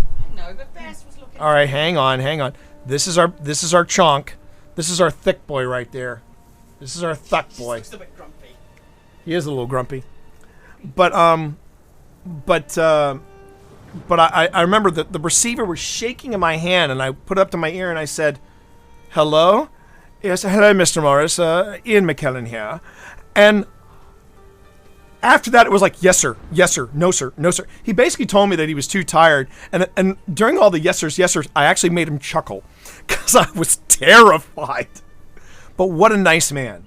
And I could hear how tired he was in his voice, but he took just a few minutes to talk to me, the young, impressionable American.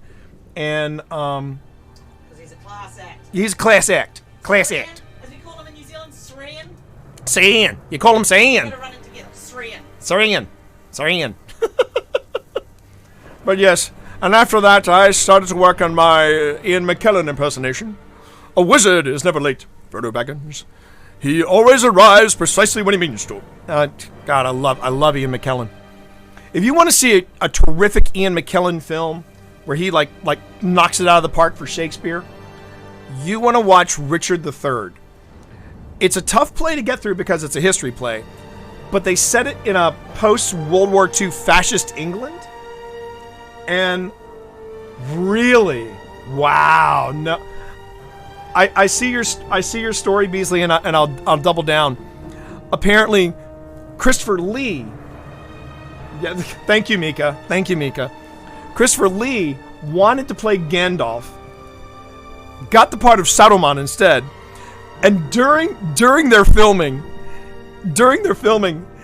he would go up to scene and he'd go, and Christopher Lee would go, you know, I wanted to play the part of Gandalf. I'm like, bro, don't be flexing on Sir Ian. That's fucking Magneto right there, buddy. Well, you know, Connery also got burned. If you remember, Rick, Connery also got burned. The last time he did a blockbuster was League of Extraordinary Gentlemen. And the story that I heard was that, yeah, he was like, yeah, I'm done. I'm done with fucking Hollywood. You know, that was about it. Yes! Oh, God, that story, Beasley, about that's not the way it sounds like when someone gets stabbed. And Peter Jackson's like, yeah, all right, Chris. All right, Chris. You know? Oh, man. Old school actors, baby. Old school actors are the best, man. They're the best. All right. So let's wrong one. All right, let's see where I was at. So the journal, A Reckoning in Blood, but I wanted to do some more of the Tales of Tsushima.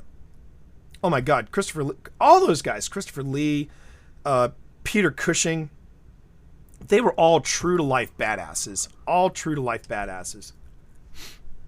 All right, now we go to the map.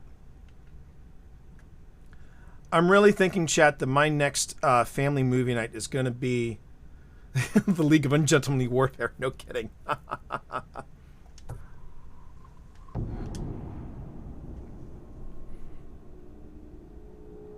Okay, well, now see, here's the thing, Panic. You're going to want to make sure that you let Mike know what's going on there. You kind of want to make sure you let him. Oh no, that's not. That's. Oh really? Oh, I didn't realize. Oh, that's right, Bronze Thumb. Now you just unjogged that memory. Yeah. Oh right, Ungentlemanly Warfare. Yeah, I remember that. Wow. Wow, man.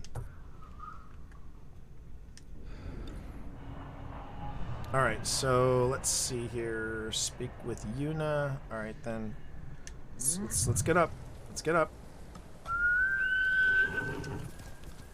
I've got to remember. I'm trying to remember my. Yeah, that's swipe. So let's not do that. And that's another attack. Okay, so why am I having a? Oh, it was. There we go. All right. Having a tough time remembering all my controls here, chat. All right.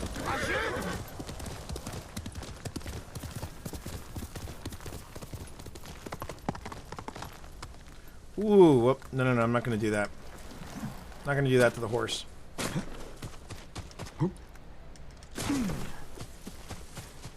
Alright, and now the horse goes through the Stargate and is here automatically. There you go, as you do. Alright, there we go. But, yeah, those guys were... I mean, Lee, Cushing, all those guys, they were true-to-life badasses. They were true-to-life badasses. Yeah, I love those guys. I love those guys. So, Chad, if you're not familiar with this game, whoa, whoop, sorry. If you're not familiar with this game is Ghost of Tsushima, and this is just such a great game, chat. This is such a great game. If you've been thinking about getting this game. Don't think about it. There's a reason why this game is always nipping at the heels of The Last of Us Part 2 for best game, and I think the main reason I think Last of Us Part 2 edged out this game is because this game... Oop, hang on.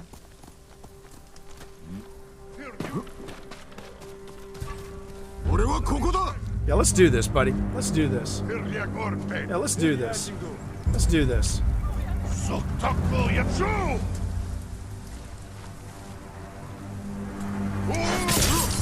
Alright, come at me, bro. Come at me, bro. Come at me, bro. Come at me, bro. Are we good? Orange whip? Orange whip? 3 orange whips. I got you. I got you, girlfriend. I got you, good friend. 光栄です。あのまま死ぬのかと思いました。恩に来ます。もう行け。どこかにかくまってもらえ。そんな場所ありません。猛虎はこの近くの土地で待ち伏せして、通るものを捕らえて。Still one of my favorite movies of all time, Bronze Thumb. Still one of my favorite movies of all time. Oh. And a technique point earned. And we are now catless. Man, catless. That sucks. I hate being catless. Some of the best, oh my god, some of the best music was in that film. I mean, the opening of that film just cannot be touched. Cannot be touched. She caught the Katie and left me a mule to ride. Alright, alright, yeah, get in the bear onesie and then curl up. Curl up with some breakfast. Absolutely, Panic. If you want to make Panic, this stream, our safe space, your safe space, you do that. I'm okay with that. Are these guys,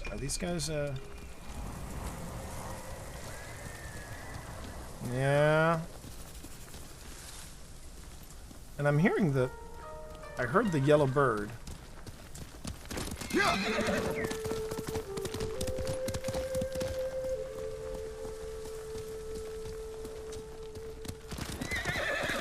Am I full of... I think I'm full of, yeah, I'm full of bamboo. I've got to do something with this all this bamboo. There's the yellow bird. Alright, I'm gonna go and deal with this yellow bird. I don't know where this yellow bird's taking me.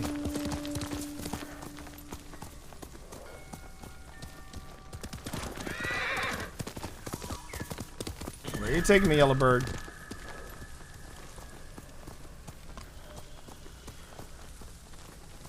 Oh, hot spring? Oh, okay. I'll take that. I'll take that. Wow, it's a little early in the morning. A little early morning for gin butt. But you know what? We're gonna get gin butt. We're gonna get gin butt right here, chat. There you go. There you go. So what should we reflect on, chat? Should we reflect on exhaustion or freedom with Shimura?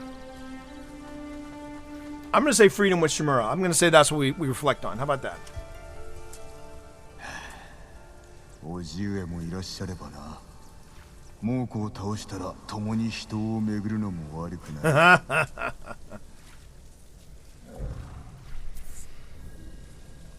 Freedom. All right, so PC, I'm going to give you a little bit of unwanted, unsolicited advice, which is update your LinkedIn, keep your cool, and forge ahead. Forge ahead, buddy. And take to heart what I was saying earlier, which was if somebody calls you basically to say, yeah, we're moving on in the interview process without you, I think that's the green light for you to go, okay, can you tell me why? Just to see what they say. Just to see what they say.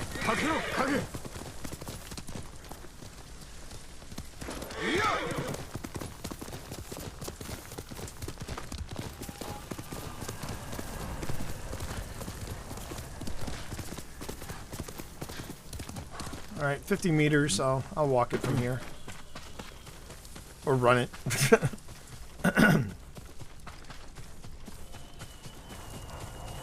I'm sorry you got to cope with that, though. That sucks. It really does suck. I'm sorry, buddy. I'm really sorry. The hell am I going? Where's this? Okay. Wind's telling me to come up here. Alright. There she is. There's my girl, Yuna. Yo, Stickmans, how you doing? Here we go. それは人形だよ。 Uh-oh. 血に染まってる。 Uh-oh. 黒犬は子供までさらうのか。ああ。そしてマムシの兄弟に売る This is んだ。 not good. どこに How are you today, Stick? この先に野営がある。猛虎が見張ってるけどね。ならばまとめて切る。黒犬は私が殺さなきゃ。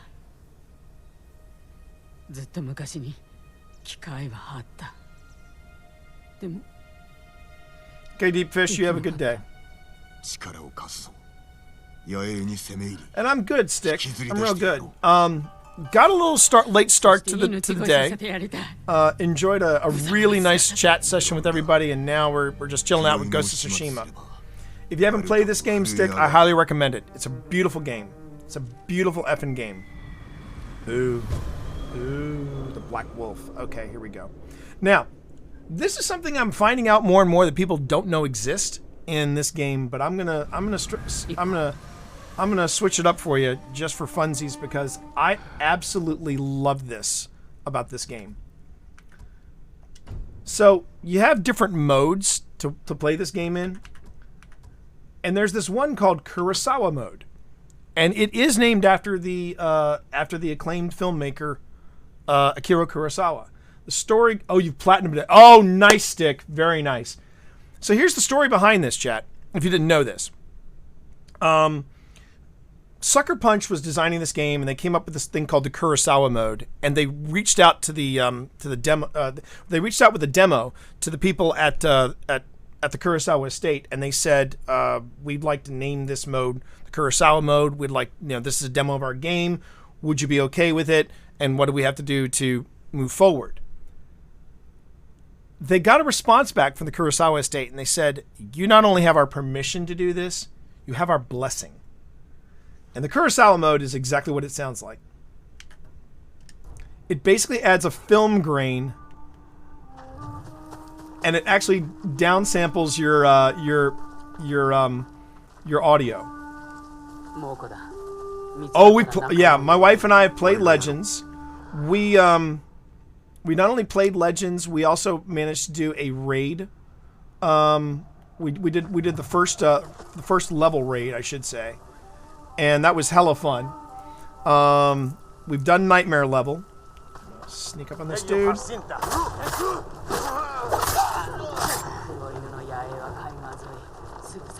And yeah, I do. We both love this game. We both absolutely love this game. Okay, go to the Mongol camp. But chat, this is my new thing on Fridays. I try to do at least one mission in Kurosawa mode. Because one, the cinematics are absolutely fantastic. But when you watch it in Kurosawa mode, it is like you are playing a Kurosawa film. Yeah, and Stick, that's my wife, Twitch Mom NZ. That's my wife. And she is brutal. She is brutal in Legends. And I love running with her. It's just hella fun. Okay. Let's get to the pampas grass. Pampas grass it, bitches. Pampas grass it. All right, here we go.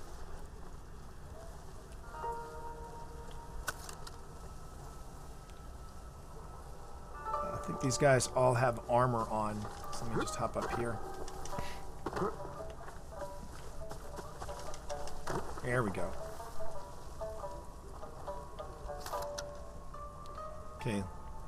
Rule 1. Get rid of the archers first.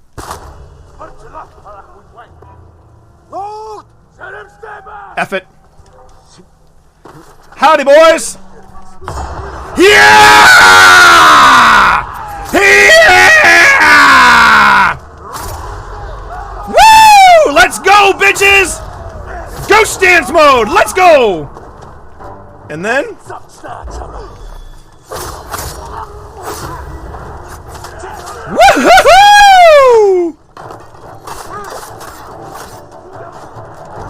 Alright, I gotta roll out of here.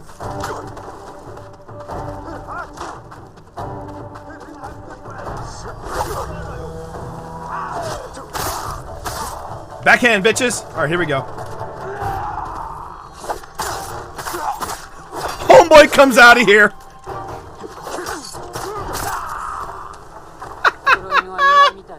Homeboy comes charging out of here! And I'm just like, bring it, bitch! Oh god, I love this game! Woo! Ghost dance, bitches! Ah, good morning, Chad. How are you? Oh, Mongol artifact. Let's go. All right. T is fighting like this is Outriders. Cover is for cowards. Wait, no. Or since we were talking about earlier, Connery, your best. Losers whine about doing their best. Winners go home and fuck the prom queen. Back in high school, my wife was the prom queen. Oh, man.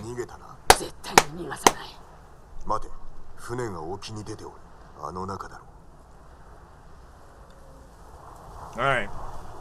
Go to the rowboat. I guess we can check the camp later. Alright. But I do love, yeah. This, oh boy. Mongol Street. Oh no, that wasn't a Bond movie. That was The Rock, man. Oh wait, I think you were making a joke. All right,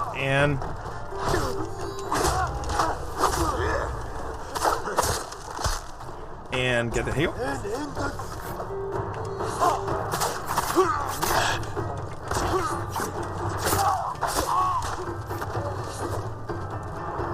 Whoa, brute! I need to change my stance. Okay. Bring it, baby. Oh, damn it. Ooh, yikes. Oh, let's go.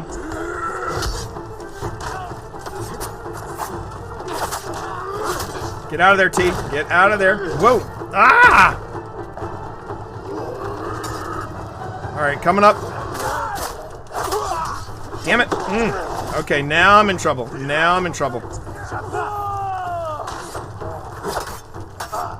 Ah. Oh, hang on. Nope, that's not what I want to do. That's not what I want to do. Whoop, that's not what I want to do.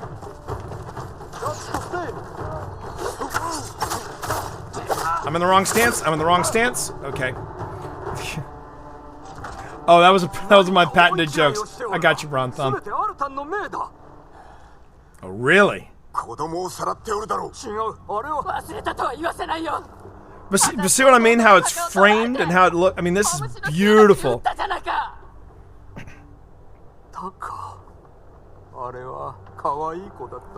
Oh, shit.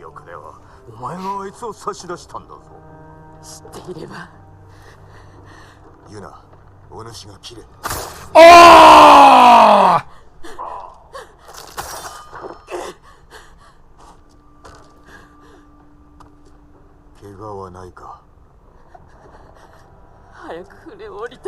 Hey, God's might. I'm good. How about you? Hope you're having a good week. I hope you had a good week. And I hope you're having a good start to the weekend. Oh my god, look at that, chat. Look at that. Stabby, apparently. Hang on. Did I catch it? I wanted to catch it. I wanted to see if I got the screenshot. Oh, damn it, I missed it. Okay. Hang on.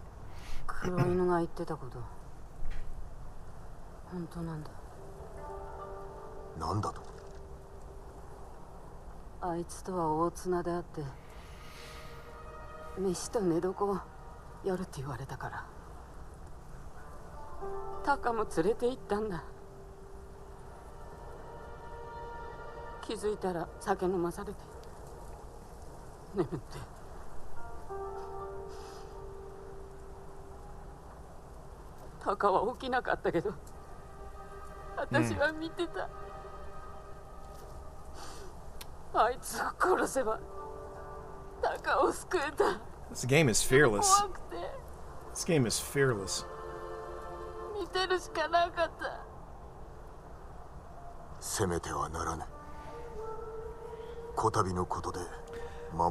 Hey, Pip, watch this scene, and we'll talk. We'll talk after this. I'm thinking about that YouTube video we saw the other night.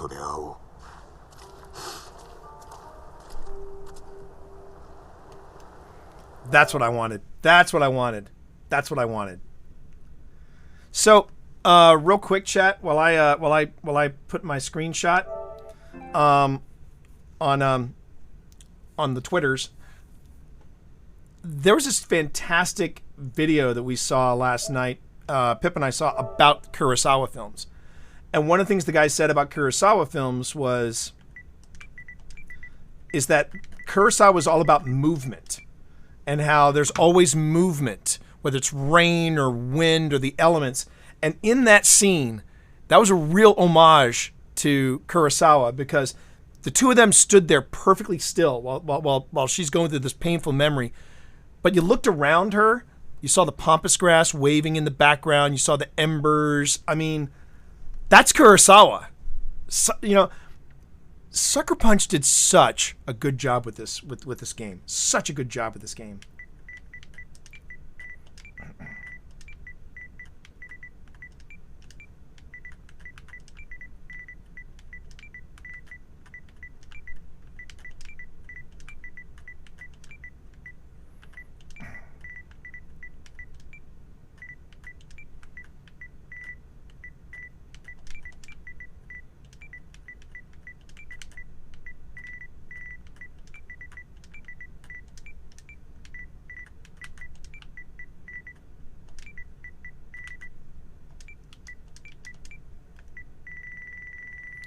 And, but true confession time, chat.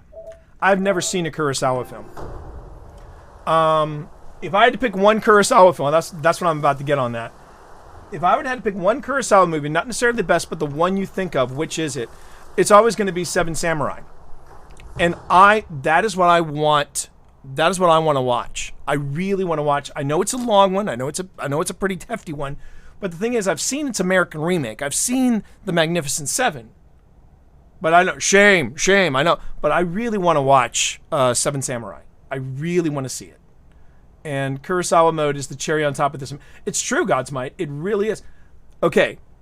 See, now, here's the order of what I want to see. And you're absolutely right. Yeah, you read my mind.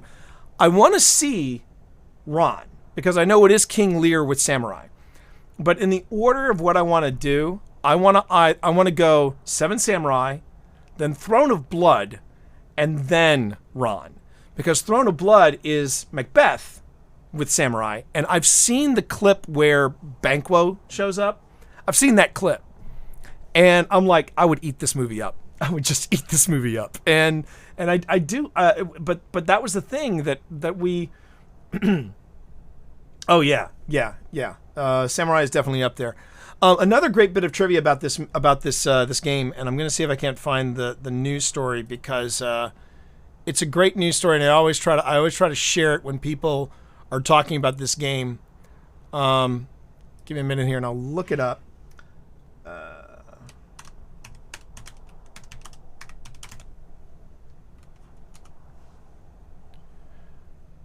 So this is very cool. And I'm gonna drop this link in chat for those of you to read it. But it is a fantastic Oop,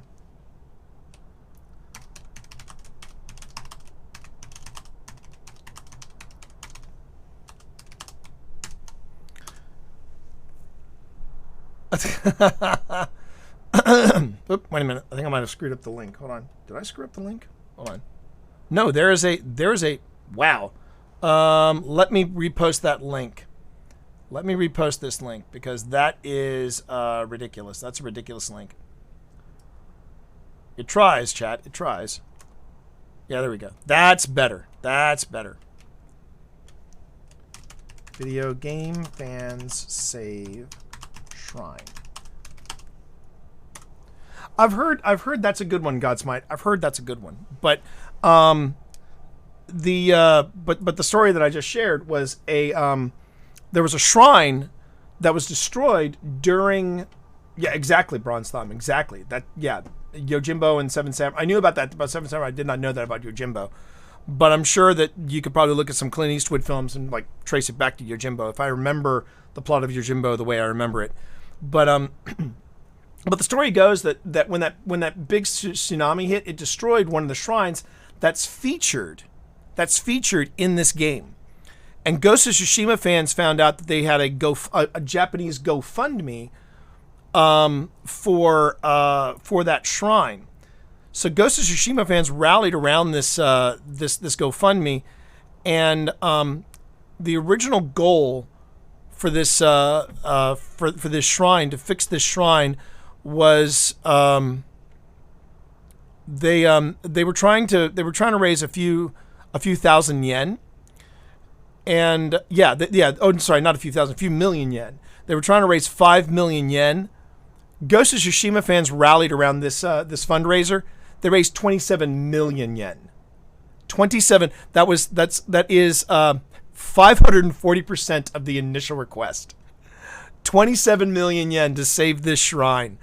And the funny thing was that the shrine people were like, "Wait, who are these people?" And they were like, "Wait, this isn't a video game?" They didn't even know it was in a video game. So this is Kurosawa mode, everybody. And I did my mission in Kurosawa. I'm gonna go and look at this. Look at this Charm of Shadows.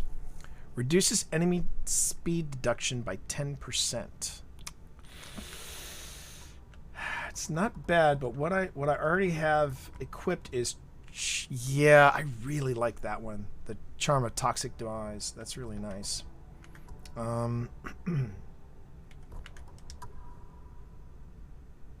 Yeah.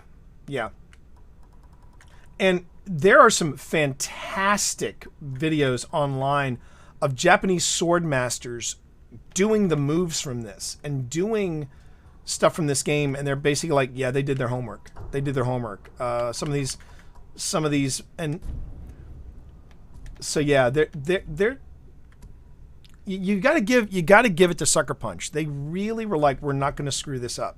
We've got to get this right. All right, so what do we got here?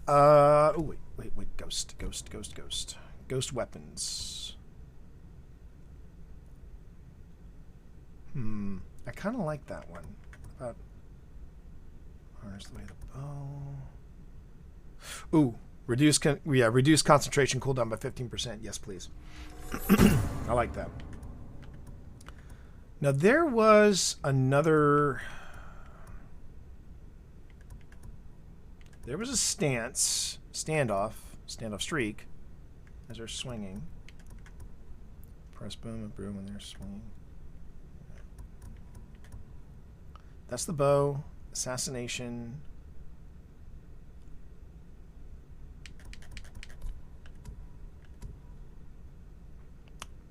Oh, there it is. Mythic. All right, Heavenly Strike is that. Dance of Wrath. That's the one I'm trying to remember. Dance of Wrath is L1R1. So the firecrackers, yes, the firecrackers are super useful, but I want to show this off because even Pip didn't know about this, and Pip is my Ghost of Tsushima goddess. I won't lie, chat, but so I've got wind chime here, right? And I always thought wind chimes were kind of like, whatever. But here's the thing. Along with wind chime, I have in my gear Charm of Toxic Demise. Wind chime release poison vapors that kill enemies who pick them up. Oh my god, is this fun to do? Because they wander around going, and then you suddenly see this wind chime go, poof, and then they barf and die. I'm like, wow, that's a hell of a wind chime. And now wind chime's like my favorite weapon in this game. Because wind chime. Okay, let's finish up Message in Blood, shall we? Let's finish up Message in Blood.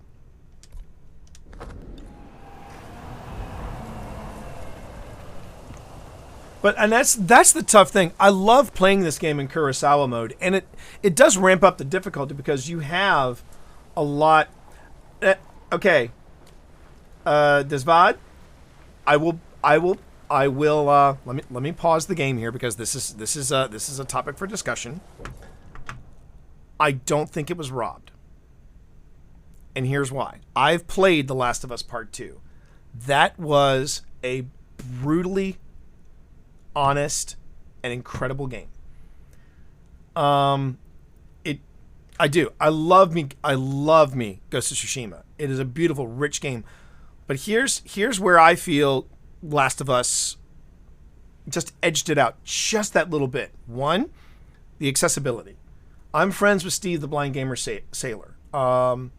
And Steve Saylor was the guy who went viral with his reaction to all the accessibility that it offers.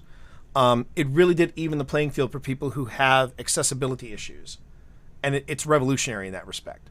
So that'd be my first argument. The second argument, I have played plenty of video games where, we get to the boss fight and it's like, okay, baby, let's go. The Last of Us Part 2 was the first boss fight that I just wanted it to end. I didn't even want to do it. I'm just like, please make this stop. And my reaction is on my YouTube if you want to check it out on my YouTube. But I cried. I cried at the end. And it wasn't even it wasn't just an emotional crying. It was just exhausting. It was mentally and physically exhausting. And this is a video game we're talking about. So yeah, Desvad, as much as I love Ghost of Tsushima, The Last of Us 2 is exceptional. Yeah, coming over the rise and seeing the image from the title screen thinking, oh no. Yeah, exactly, Bronze Thumb, exactly. And that ending is just heartbreaking. And I can't wait to see what HBO does with Last of Us. I cannot wait. I think they're going to just knock it out of the park. And you really have to hand it to a video game that they make you realize, because if you remember in the original Last of Us, these are nameless, faceless people that were picking off left and right, no matter who they are or what they are, except for near the end. And near the end, you're like, wow, we can't even trust the people that we've been trusting up to this point, right? But in Last of Us Part 2, you notice that when you take out some of these people that are trying to pick you off, you hear people call them out by name. And then when you play, and I know a lot of people had a problem. Another argument could be said is how much the gamers felt sadness towards the end of the story for Jin. I think that was the best ending ever for a game. And you're right. That's the thing, Disvad. I'll give you this to think about. Well, as you saw me playing in Kurosawa mode, I'm a film guy. I'm a film buff. I love movies. I love making my own videos, and I admire what the directors and producers do to make these films that we enjoy so much. Frank Capra was actually quoted as to saying, he said, it's really a shame when you make the best film of your career the same year they make Gone with the Wind. The year that It's a Wonderful Life came out was the same year Gone with the Wind came out. Both films were nominated for Best Picture. And of course, Gone with the Wind swept it because it was so incredible. But that does not take away from the film that It's a Wonderful Life, if people go, well, Gone with the Wind, it's here. It doesn't age well. It's a Wonderful Life, that's like the Die Hard of Christmas movies. And there was more investment in Ellie. You're absolutely right, God's Might. But then we got to see it from Abby's perspective. And I think that made gamers very uncomfortable. Very uncomfortable, because then they suddenly realized this isn't black and white. This isn't, boss fight thing. There was an emotional attachment to Abby to some extent. And I remember hearing somebody say, yeah, I played Abby for too long. And I interpret that by going, no, you got emotionally attached to Abby. And now this boss fight is very uncomfortable. So I give Naughty Dog mad props. But man, Sucker Punch, they have raised the bar, and they nipped at the heels of The Last of Us. So yeah. And that does not take away anything. That's not take away anything from my enjoyment from this game. In fact, I feel very lucky that during a pandemic, I have had a chance to play two of the greatest video games ever made. And for my wife, it's the same thing. Two of the greatest video games ever made: Ghost of Tsushima and Maneater. And Maneater, chat. That was the game. That was the game that 2020 not only deserved, it was the game 2020 needed. And I just, yeah, man, 2020 was a good year for video games. A good year for video games, without a doubt. I just did, honey. I just did. I did. And you know what, chat? This household is ready. This household is ready for the Maneater DLC. Because that's going to be some epic shit right there. You don't just play a shark, honey. You play a mutant shark.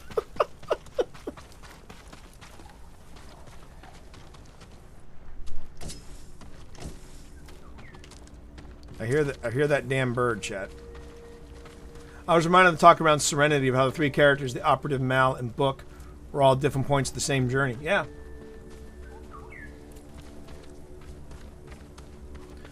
I just think we haven't seen a game like this. You could at Assassin's Creed is similar, but this game is on a whole different level. Samurai slicing the Mongol heads and how they implemented the ghost stance was just crazy. I feel like this game should have been Game of the Year, but I understand The Last of Us. Yeah. I'm just saying instead of my thought is instead of saying that they got robbed, I guess I just feel like it's more of what happens when you've got two incredible video games like this. It was an incredible year for games 2020. It really was. It was an incredible year. All right. The yellow bird wanted me to come up here.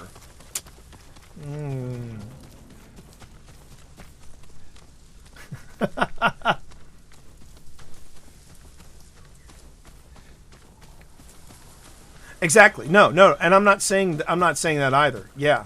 I'm not saying that either. We're not detracting from it. And I just hope Sucker Punch doesn't look at it that way. I really hope the folks at Sucker Punch was like, you know what? We made the video game, and the way I heard somebody describe it is nobody expected Sucker Punch to handle this game because the stuff they had done before had been a friend of mine described it as, okay. They described it as okay. But no one would have expected Sucker Punch to create a game this depth, with this kind of depth and this richness, Gone with the Wind versus It's a Wonderful Life analogy is very exactly. It's very apt, very, and I love that. It's one of the famous quotes from. Ooh. All right, let's see if I can. I want to see if I can do this. Let me see if I can do that Poison Wind chime just for funsies. All right. So watch this. Watch this.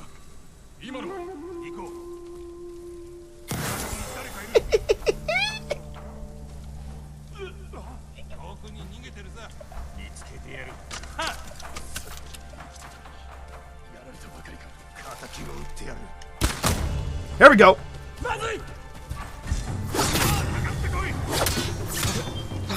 I'm still in a stance. I'm still in the wrong stance. I'm in the wrong stance.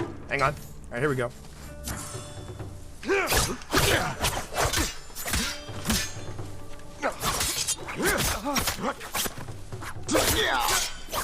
This guy's handing me my lunch. What the hell?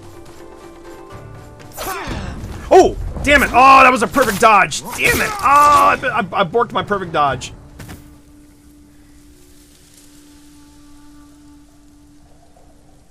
Doesn't tell T, but I snuck back on Outriders, did a couple of early side missions solo. Oh, you bitch. I love you. Can I just say, the fact that my wife has become this kind of a game, has become a gamer girl. It's just so damn hot. Oh, it's hot. It's hot, chat. Makes me moist. Okay. Outriders hype. Okay, we're going to Yuna now. Going to Yuna.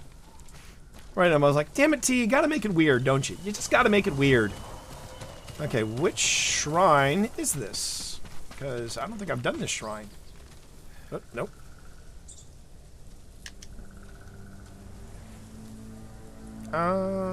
What is it? R2? Yeah, R2.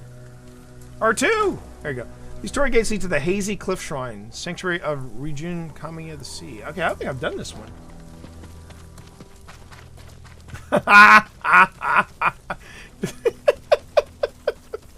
Thank you, Bronze Thumb. But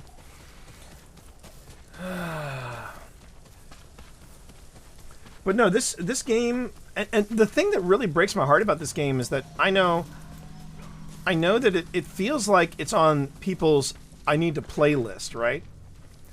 I mean, you know, it's the same rule. So many. Oh, hello. Whoa. That's a lot of. Okay.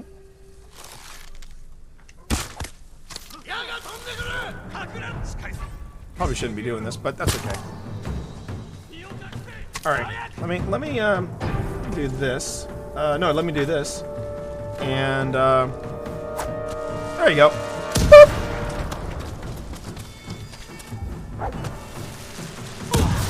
Oh, there we go.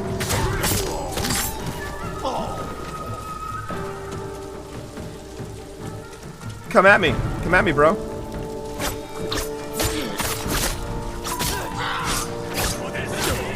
Ah!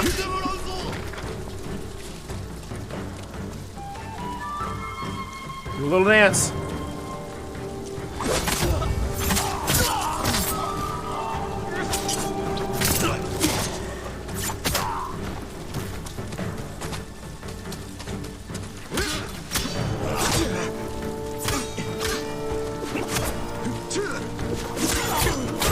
Oh, jeez. Wow, they snuck up on me. They snuck up on me. Well, let's roll out, roll out, roll out, pan around. There we go. All right, you and me, bro. You and me. You and me. Let's do this. Let's do this. Oh, damn it. I couldn't parry that. Oh, it's down to him and me. Oh, shit. Yikes.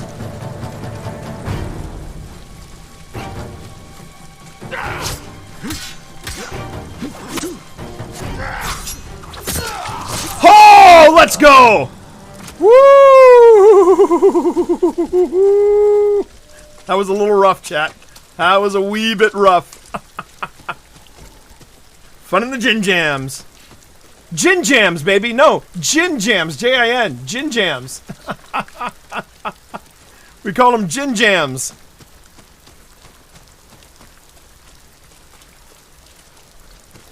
Oh, that sucks. These homeboys. Still full of bamboo? I'm still full of bamboo. Me old bamboo, me old bamboo. You're never gonna remember the old bamboo. Alright, am I heading the right direction? No, I am not. Oh, wait, no, I was going to the shrine. That's right, I'm going to the shrine. Gonna do the shrine first, then we'll head it out. But, wow. Wow, there are a lot of dudes at this shrine. Okay. Alright, we're gonna do this. We're gonna do this right, chat. Ooh. Oh, darn it. I don't have any darts.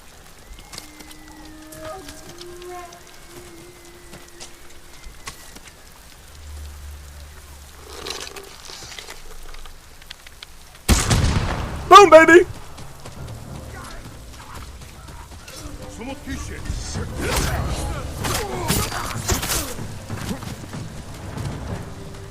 Oh, and suffering? You bet. You bet. I got this. Oh, not the doggo. Are you kidding me? Hang on, I gotta get my predator hide first.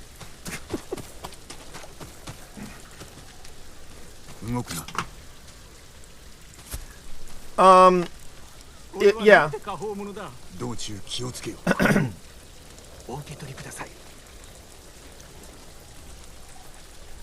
Yeah, you like that, did you, PC? I thought you would. I thought you would, PC. I thought you would dig that. Me old bamboo, me and bamboo, you're never gonna run over the old bamboo. Probably one of the greatest dance numbers ever captured. Stick with that follow. Thank you very much. Certainly do appreciate that. And I do mean it. I do appreciate it. I know you hear that a lot on this channel. I know you hear, well, not on this channel, but just on Twitch. You know, I appreciate you. Like and subscribe, but I honestly do, because there are a lot of people There are a lot of people you could watch. That's one guy you should be watching. I need to make more time to watch him, that Mr. Chavez over there. But that's another person you should be watching there.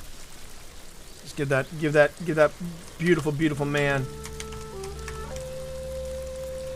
Beautiful man a shout out, Mr. B.A. Chavez. Yes, we are talking about that movie. Because I'm full up on bamboo. Alright, what are you... Wait. Are you kidding me? I'm going towards the shrine and now you're saying I need to come over here? Don't do it, it's a trap. Alright, what am I looking at here? Oh! Oh wow, another one of these. A pillar of honor. Oh, hell yeah. Oh, this dude. Oh my god. What do we got here? Okay. Because Panic is in the house, I am going to be donning this sword kit. Hunting Bear. Hunting Bear. That's the one I'm going to do. There it is. For Panic. For Panic.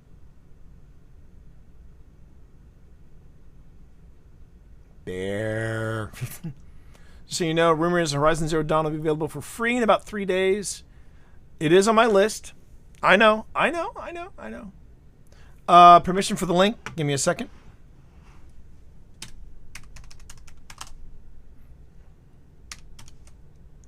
I will say this. Unrecognized command permit? Really? Try that again. Oh, wait. Derp. No, that should be right. Permit. Oh, wait, I'm sorry. Hold on a minute. It's command.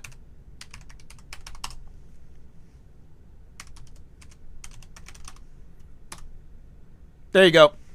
There you go, buddy. Let me tell you something. When it comes to steampunk, that's like one of the even though people will say, well, that's really diesel punk, but it's still steampunk. Chitty Chitty Bang Bang is considered one of the grandfathered classics next to Time After Time. But it has always been a favorite of mine, always. But I will tell you, the child catcher in Chitty Chitty Bang Bang, he's creepy AF. He is creepy AF. For you, Chavez. For you, Chavez. Okay. All right, Chavez. For you, Chavez. I will wear the Big Trouble in Little China hat. What is that, Wang? What is that? Well, that's the Big Trouble in Little China hat right there. Oh, yeah, man. Time After Time. I know I've said it before on this. There we go. Hazy Cliff Shrine. That's what I'm looking for. One of the best lines ever spoken by a villain, I think, is in Time After Time. It's when David Warner, as Jack the Ripper, is sitting there with H.G. Wells, and he says, and he's got this great line. He goes, in my day, in our time, I was considered a monster. Here, I'm considered an amateur. Whew. God, David Warner, baby. David Warner in that film was absolutely lit. I fucking loved Time After Time. Time After Time probably is one of those films that had the biggest influence on my writing, because I loved the concept. I just loved the concept of, let me get this straight, H.G. Wells actually built a time machine. Okay, let's run with that. Let's freaking run with that, shall we? It's still one of my favorite movies. I think it ages. There are a couple lines that are a little cringeworthy, but overall, I think the movie ages really well. I thought the TV show had potential, but they were trying to do a lot in a short amount of time. But man, I love the film. Do yourself a favor, Data. Go back and watch that movie again. Because, man, H.G. Wells and David Warner are amazing. And, fun fact, the guy who wrote and directed that film, Nicholas Meyer, The guy that went on to write and direct Star Trek II: The Wrath of Khan and Star Trek VI: The Undiscovered Country. True story. True story. Khan! By the way, Chad, if you're looking for a good documentary to watch, Pip and I saw a lovely documentary. A little heartbreaking, but it's still a beautiful documentary called For the Love of Spock. And it was supposed to be originally a 50th anniversary celebration of Star Trek, directed by Adam Nimoy. It became a tribute to Leonard Nimoy, and it was directed by his son Adam Nimoy. And whoa, easy there, easy, bud. And it was called it's called For the Love of Spock. It's really delightful. You should, definitely give it some time. Star Trek VI: End of the Cold War. So that's the Romulans, baby. The Klingons, they don't know what a Cold War is. Oh, David Warner. David Warner, he was in that, if you remember correctly. Christopher Plummer as the Shakespeare quoting Klingon. God, I loved him. I loved him so damn much. Have we not heard the chimes at midnight, Captain Kirk? Cry havoc! And let slip the dogs of war! God, he was great in that.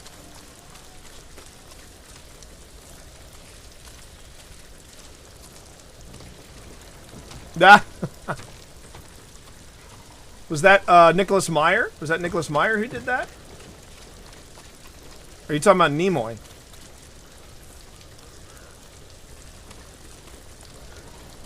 Yeah, here we are, full circle. Oh, I see what we need to do. Yeah. To be or not to be. Boom. Oh. And that gives you credit. You got to give credit to both Nicholas Meyer and Shakespeare. Because the moment Christopher Plummer went, Dach de Bach everybody in that theater knew who he was quoting. I was just, and here's another great one, Bronze Thumb, and I'm sure you know that if you know with letting Plummer just go with the random Shakespeare quotes, you probably also knew that when they got to that scene, they had to contact the linguist and said, how would you say to be and not to be in Klingon? And the guy went silent on the phone and went, there is no B in the Klingon language. So they had to rewrite and redefine the rules so that they could get in there to be or not to be. True story. True story. All right, up. And whoopsie. And up we go. And up. And whoopsie. And up we go. Yeah. I love movie, and as you probably figured out now, chat, for those of you new here, I love movie trivia as well. I love the, that's why Tolkien's the man. I hear you. You haven't heard Shakespeare until you've heard him in the original Klingon, yeah. David Warner and Christopher Plummer, good golly. Talk about some old school legends there, buddy. You invent the entire language, then write the story. Exactly, Bronze Thumb. All right, where am I going here? Where am I going? I'm going over. Hey, up and over. All right. Yeah, I was telling Pip some of the stories that I knew about. We were talking about method acting, and I was talking about the stories about real quick. They were telling us some stories about the old school actors and how they felt about method acting. There's a legendary story from Hollywood where Sir Laurence Olivier is sitting in the center of the stage, just waiting.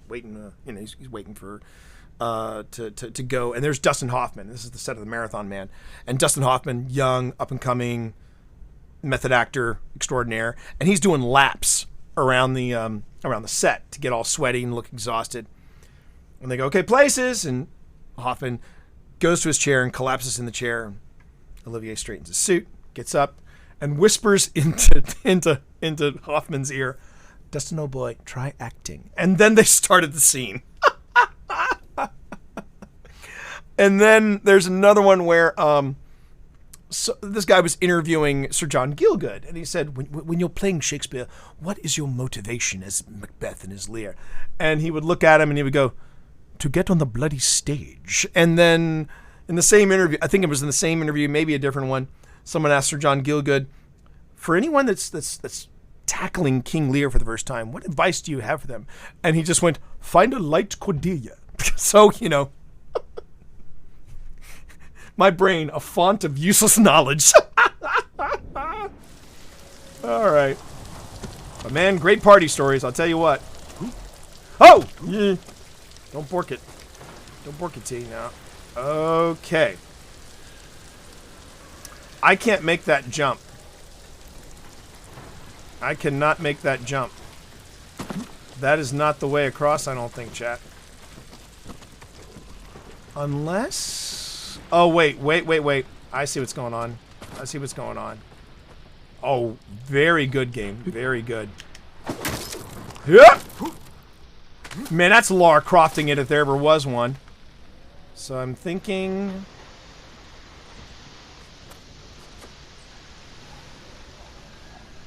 Know your lines and don't trip. Amen, Bronson. That is words to live by. Alright. Let me go around this way. That's something else I really love about this game. Some of their puzzles are seriously Tomb Raider worthy. I mean, look at this one. It's true, baby. It's true. No, it's very true.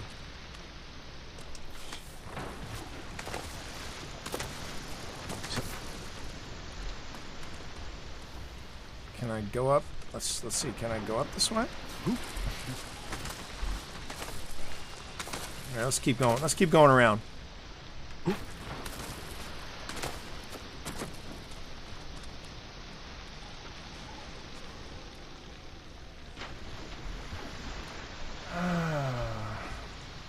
The fog is not helping, but I love it. I love it. Whoop. There you go.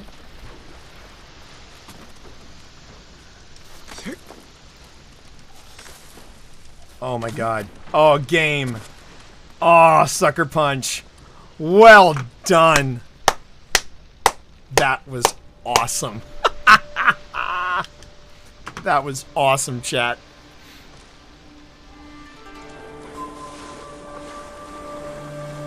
See, as much as I love Kurosawa, the Kurosawa mode, this is breathtaking. This is breathtaking to me. This is absolutely... This makes me want to go and visit Japan. Now, when I say I want to go visit Japan, this is the parts of Japan I want to see.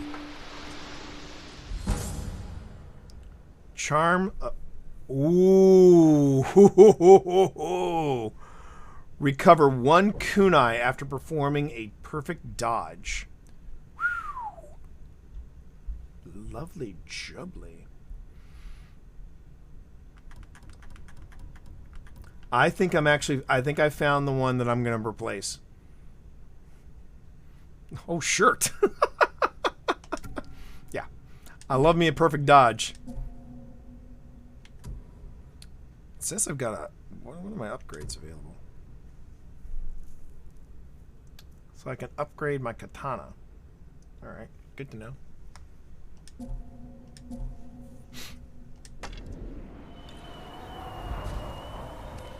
That really was delightful.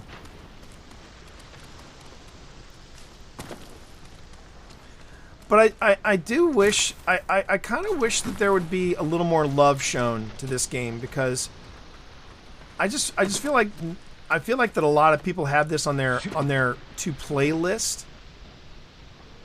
But I mean, look at that. Look at that. That's like Tomb Raider worthy kind of thing, you know? This is just an absolutely breathtaking game. Absolutely breathtaking. And I just kind of wish, I wish more people, I think a lot of people that I've seen anyway, they don't know about the Kurosawa mode, they don't know about Legends. Legends, in my opinion, is probably one of the best kept secrets of this game.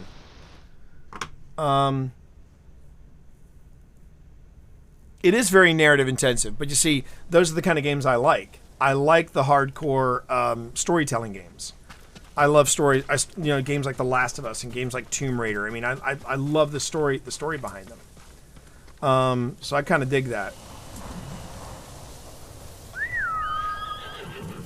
Another thing I really like about this game, Bronze Thumb. Really like about this game, my horse, Kage. I love this horse, and I'm so happy that nothing's bad's going to happen to Kage. That's foreshadowing, everybody. That's foreshadowing. Anyway.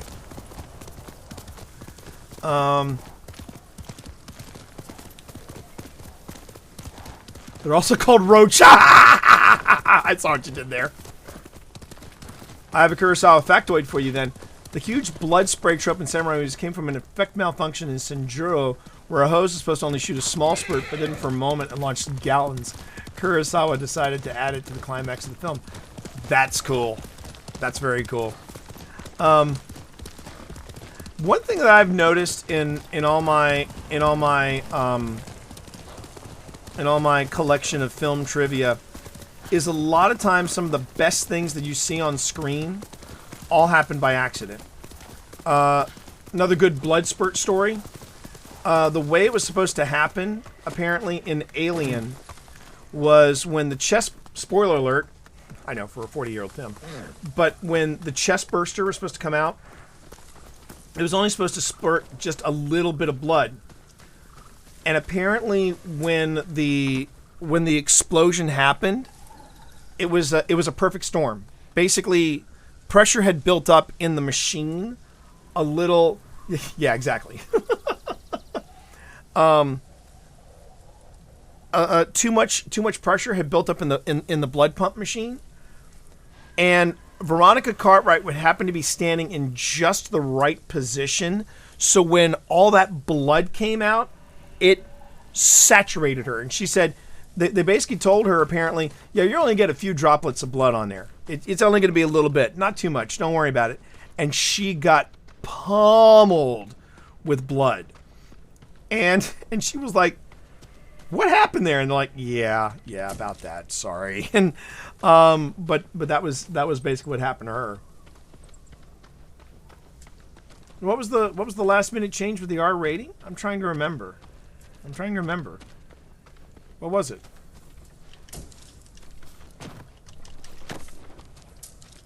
We done goofed. Yeah. Exactly. Yeah, about that. I'd like you to come in on Saturday. Yeah, that'd be great.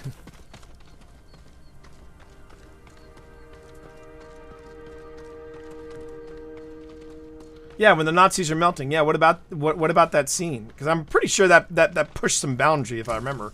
I remember that traumatized me as a kid. I loved it, but woo! People's faces melting. They added the fire in front to obscure it so it wouldn't be so graphic in your... Oh, that's cool. That's actually... I did not know that. Now, I did know that on the opposite end of the coin, Lucas wanted a PG rating for Star Wars. So when they... So to make Star Wars PG, they showed the bloody arm after Obi-Wan cut off the arm. And that's what pushed it from a G rating to a PG rating. I love trivia like this. Yeah. And then there's Deadpool. Yeah. Uh-oh. 口の境にある野営で待ってるとさ。許してはおけぬ。必ず成敗しよう。殺すしか能がないくせに。民を守るが我らの務め。アルタンにも思い知らせてやる。それはあんたの務めだろ。ユナはどうなのさ。野党に誇りなんてない。Oh, that's right. This is the friend that we're helping out. Right. 約束だ。約束なんて信じられないね。あんたのことも。Ouch. 馬のところに行こ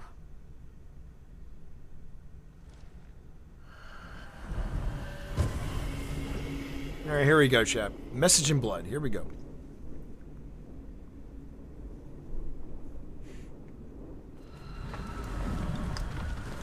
Well, you're gonna be dissing my girl Yuna. I'm gonna steal your shit because reasons.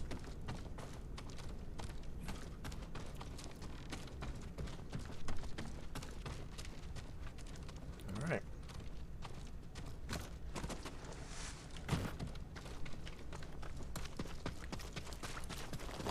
Yep, there's Yuna and the horses. All right.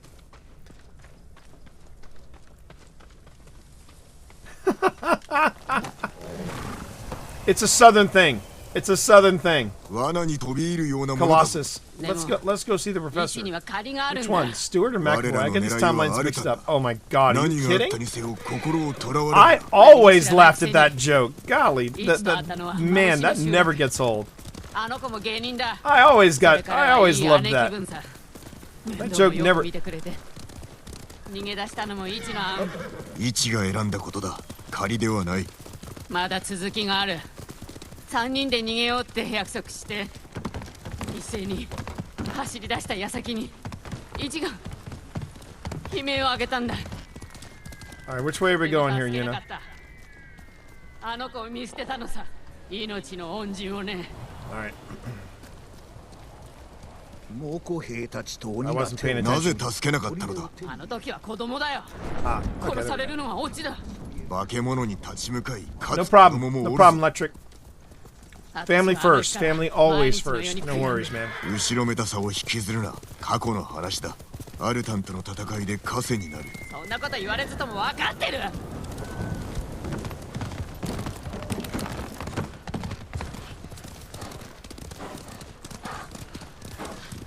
Yeah, speaking of Ryan Reynolds, his movie Free Guy is coming up in August. I can't wait. Oh. Hang on. Let's head up here. Don't need any Mongols chasing us.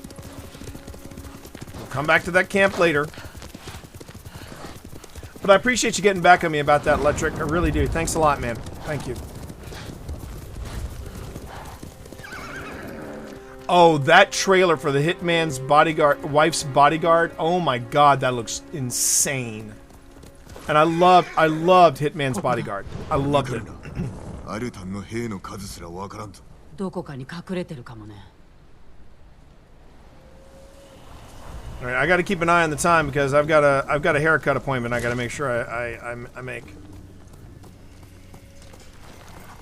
All right, kill the Mongols. Kill the Mongols. All right.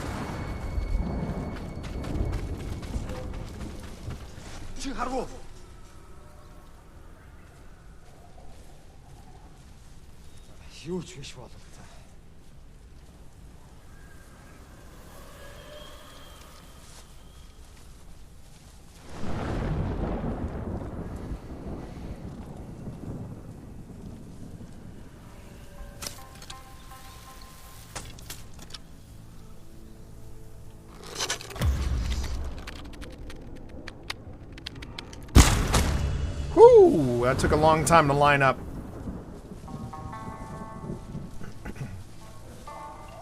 Oh yeah. There's so much to love about Deadpool. So much to love about Deadpool and Hitman's Bodyguard and all that stuff. I mean, I think Ryan Reynolds... Oh, you're talking about the bodyguards, the Hitman's Bodyguard? Yeah. Alright, we gotta think about this. Sorry, I'm now multitasking. Multitasking in video games and streaming. That's the other challenge of streaming. All right, here we go.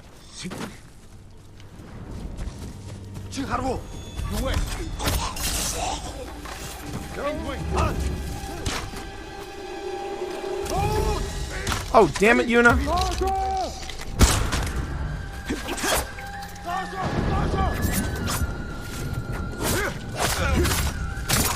This is not the way I wanted to do it.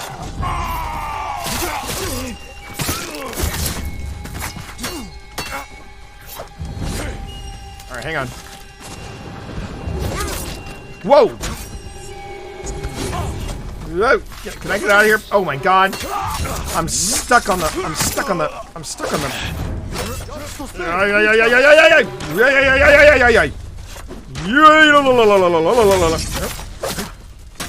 Alright, I'm getting very lucky right now.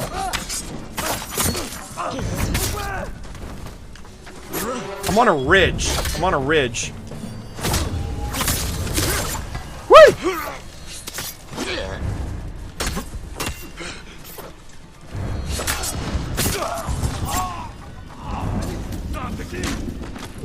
Alright, I gotta get off of this. I gotta get down here. Roll. Ah, damn it. Little help, honey. There we go. Whoa. There we go.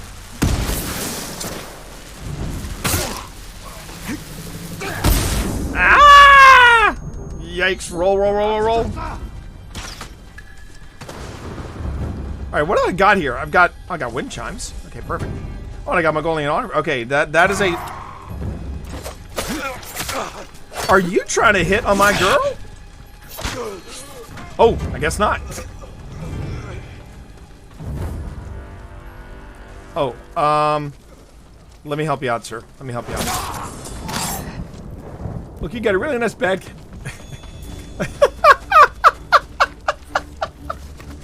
Look, you got a really nice bad guy, but I gotta get my hair done, like, in a little bit. Can we just wrap this up, please? You know, I got some places to be. I hope you don't mind.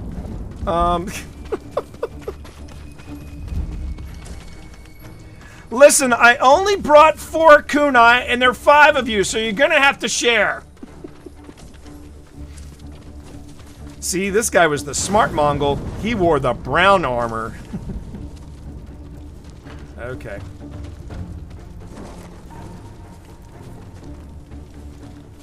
Oh, I got this dude. Bro! Oh.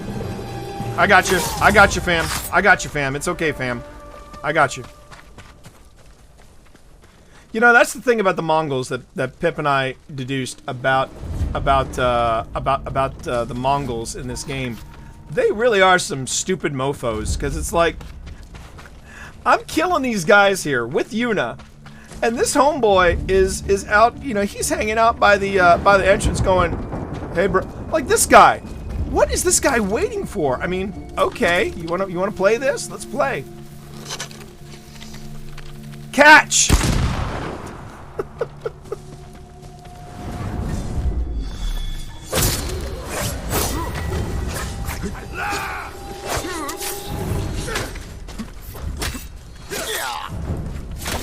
Oh, really? Alright, come at me, bro. Come at me.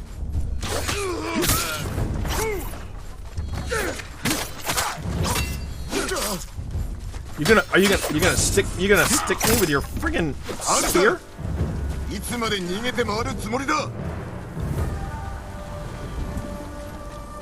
That escalated quickly. Yeah, I know, you know what I mean? And then it's like these guys are like, hey, do you hear something over there? Well, I mean, I do, but I can't leave my post. I mean, I really can't leave my post, guys. I mean, I've got one job, Jon Snow. I've got one job, and I'm gonna do it, man. It is my job to read out what the computer printout says, okay? It's the only job I have on this stupid ship. That's kind of how the Mongols are. I am not leaving my post. I'm just not. I mean, if I leave my post, bad things are going to happen. Yeah, I can hear the swordplay on the other side of the camp. But I mean, seriously. It's stupid, but I'm going to do it. Oh, I love my chat. I love my... You guys get me. You guys effing get me. And you know what? I'm just going to say this. I'm going to double down and say it. This is why I stream, because you guys get me.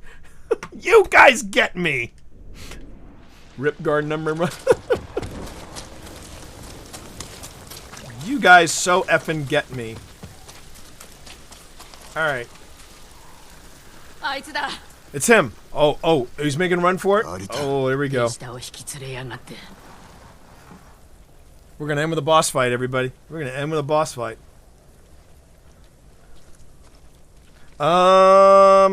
Hang on. Before I do this, chat, I think it's time to change the outfit. I think it's time to go to, let's see.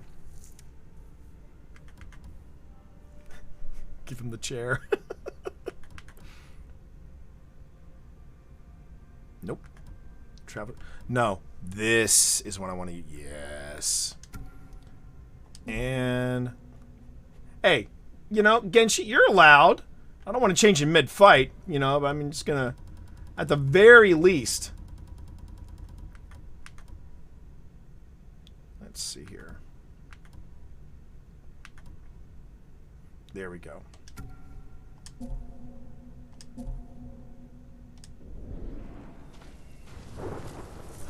He's probably sitting there going, hey, how'd that guy do that? 数々の所業を悔やむがいい。笑わせるでない。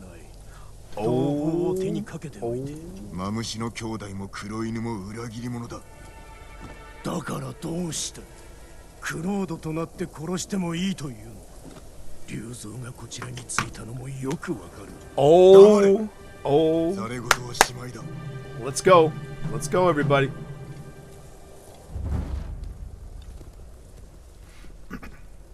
Pop it. Pop it, Jin. Pop it like it's hot. We're doing this. Okay, so I guess we're doing this.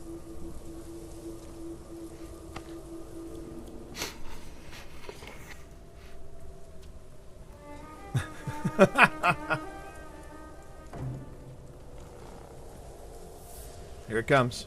Here it comes. And pop it. Boop.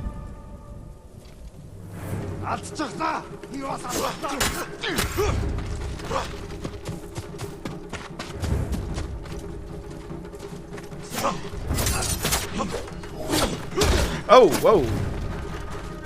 I just realized how low resolve I've got. See, I'm not moving. I'm not moving like I'd like to. Damn it. Keep the camera on him, T. Keep the camera on him. Man! Oh, wait. Duh! That's my problem.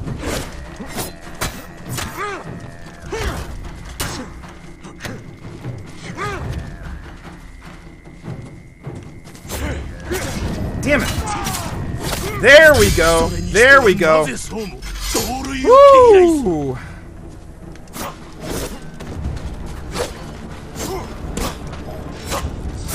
Ah! I missed an opportunity there.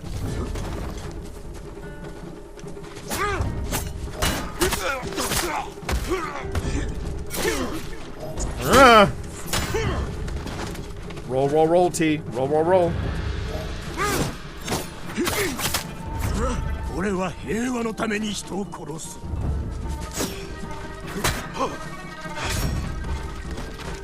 Oh, ah.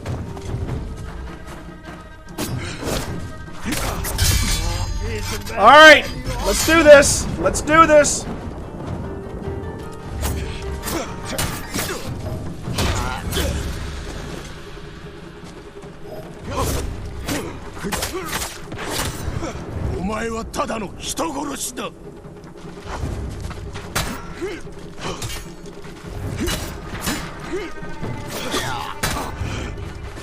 Woo! Okay. Oh, this is a tough nut to crack, chat. If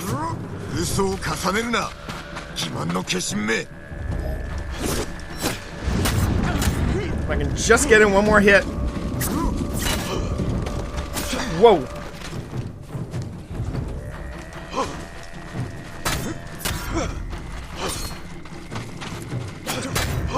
Man.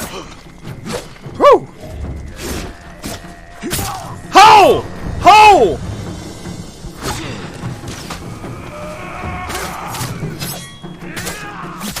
Oh, you guys want a piece too? You guys want a piece too? Here we go.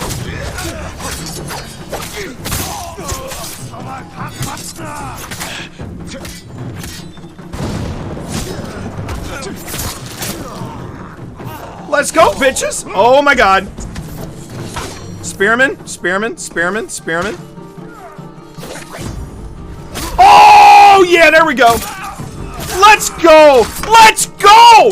Let's go! Oh, this dude. Really? Yeah! Woo! I love this game! I love this game! Let's go!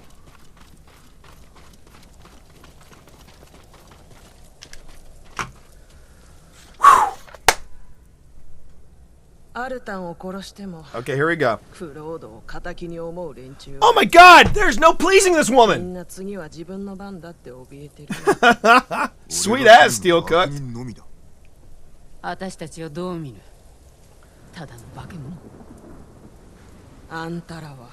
Careful what you say.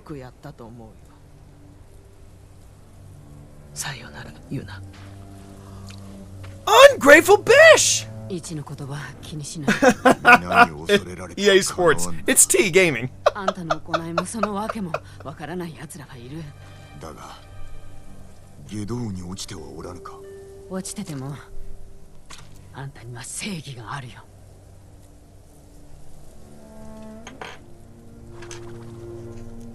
Oh, there we go.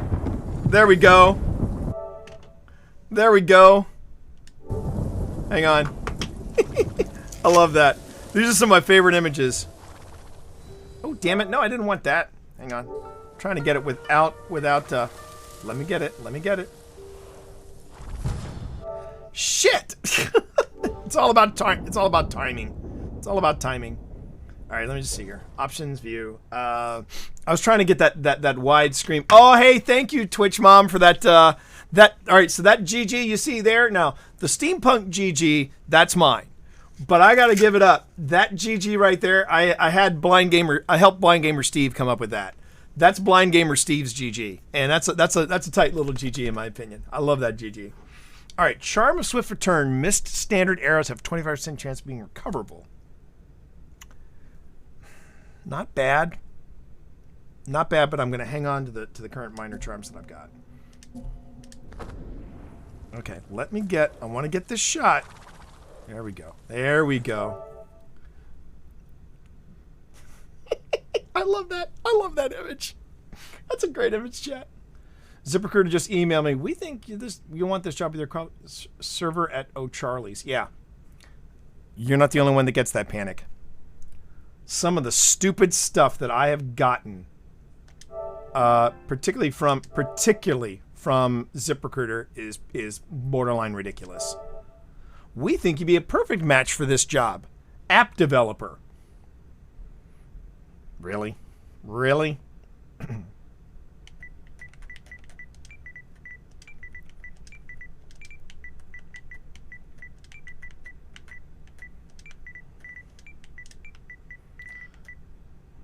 You tell me that gamer gloves are a thing. Are you wearing any rings? I am.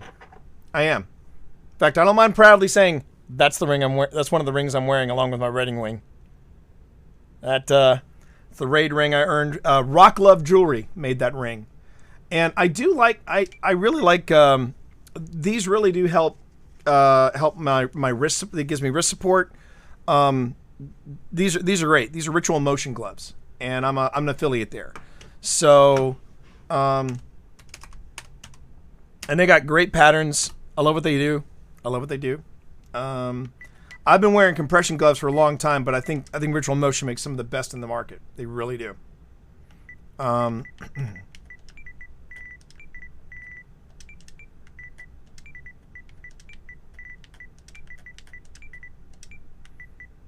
And cheers to you. Cheers to you, man. I appreciate it whenever someone throws in the beer emote. I'm happy with that. Oh, nope. Chewing my horse. Hang on a minute. I'm not done yet. Oh, nope, not that. There it is. A horse.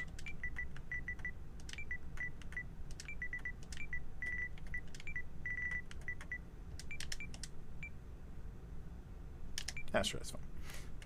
And then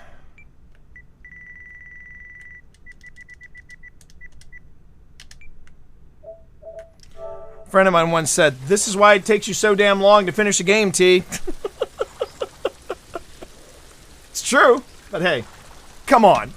That's a great image, man. That's a great image. My bro. That's my bro. Kage's my bro. I just killed a boss. I'm tired. I need a nap. All right, chat. As soon as yeah, I like that. Hey, Kage, come on. Got shit to do. All right. And on that note, as you can see here, chat, give me a minute here, and I'll go ahead and wrap this up. As you can see here, chat, take a look. This is how long my hair's gotten, okay? I don't mind saying it. That's how long the hair's gotten. And I'm the first one to say, for a man of my age to have this problem, that's okay. To have this problem is more than okay. Not to mention normal. I think we're all good here. And I think this is an excellent way to start up a weekend, right? It looks fine. This is fine. You know, when I do this with my hair, the first thing I just want to go is, and I ran so far away. And then I realize most of you probably won't get that reference. So there's that. Give it another year, you could have a cue. Yeah. Oh, man, chat, what a morning. What a morning. You guys have killed it. I've had a great time. Thank you so much for all the tips, bits, subs, hosts, and auto hosts. We are not done, though. We are not done, chat. Tomorrow, my wife is going to get her second Fauci ouchie. She is turned a flock of seagulls, mofo. Well, that's the thing, Bronze Thumb. You're one of the rarities out there. But she's going to get her Fauci ouchie. So tonight and tomorrow night, we're going to have actually a Saturday night special since my wife is going to be taking it easy. Chances are we're going to do some gaming tomorrow night. But tonight, I'm waiting to hear from her of what the Philippa Freaky Friday is going to be. It will either be a return to Control, because she was playing Control and digging it. If she's not going to play Control, we're going to probably do some You want to do some Outriders tonight, honey? Well, then I guess it's going to be some Outriders. So it'll be me and Pip and maybe one other. But we're going to be playing some Outriders tonight. Looking forward to that. And that should be fun. And that's going to be happening at 7:30 tonight. And then tomorrow I'll be back at Saturday at 1 for the... I like the game. Depends on how I feel after the DJ. Fine. So Saturday at 1, I'll be back. We'll be doing a Saturday raid with, again, Steve the Blind Gamer Sailor. For those of you who don't know, I have now taken it upon myself that we're going to get Steve a raid seal. We got Steve his first ever seal. He's now rocking the title of Chosen in Destiny. Well, we are going to plan to do we're planning to do the same thing with Steve, but we're going to do it with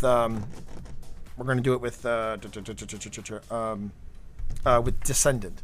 We're going to go and get Steve a raid seal because he enjoyed the raid that much. And I said, well, then we're going to, do you want to do this? And he's like, yeah, let's do this. Oh, that's great, Genshi. Look, Genshi, if you need any help, by all means, take a look at my schedule. If you want to get a fire team together, I invite it. I'm trying to work out my schedule with Electric. It's it's been tricky. And Electric, about tonight, let me see how I feel, because I like doing the stuff with the wife, just me and the wife. But if we decide, yeah, let's bring in a third, then we'll bring in a third, okay, Electric? But so you are on standby for tonight, sir, because I know I owe you a game or two at least. But that's what's coming up on the stream. So I hope to see you all tonight at 7:30 for Philippa's Freaky Friday, and we're gonna be on the PS4. We're gonna do it old school, where I'm on comms, but the camera's on Pip, because it is her night. Friday is her night. It's always her night, and I dig that about that. Okay. But right now, we need to share the love with some folks. And speaking of sharing the love, again, thank you so much for hanging out this morning with the opening shots, the extra long opening shots. That was hella fun. I had a good chat with everybody. It really was great hanging out with you all. I really appreciate it. I hope you all enjoyed the Ghost of Tsushima experience. And I think now we're going to go on ahead and we're going to go say hey to a really delightful person. This is D, a.k.a. BBXH, and she is currently playing Sea of Thieves. So first things first, we're going to do the T-Raid, and then we are going to, and you're going to spam that in her chat when we get there. And yeah, she's pretty awesome. She's a local streamer, and she is hella fun. And I think you're going to enjoy her stream immensely because she's getting her pirate booty on. And now I'm going to go get my hair cut.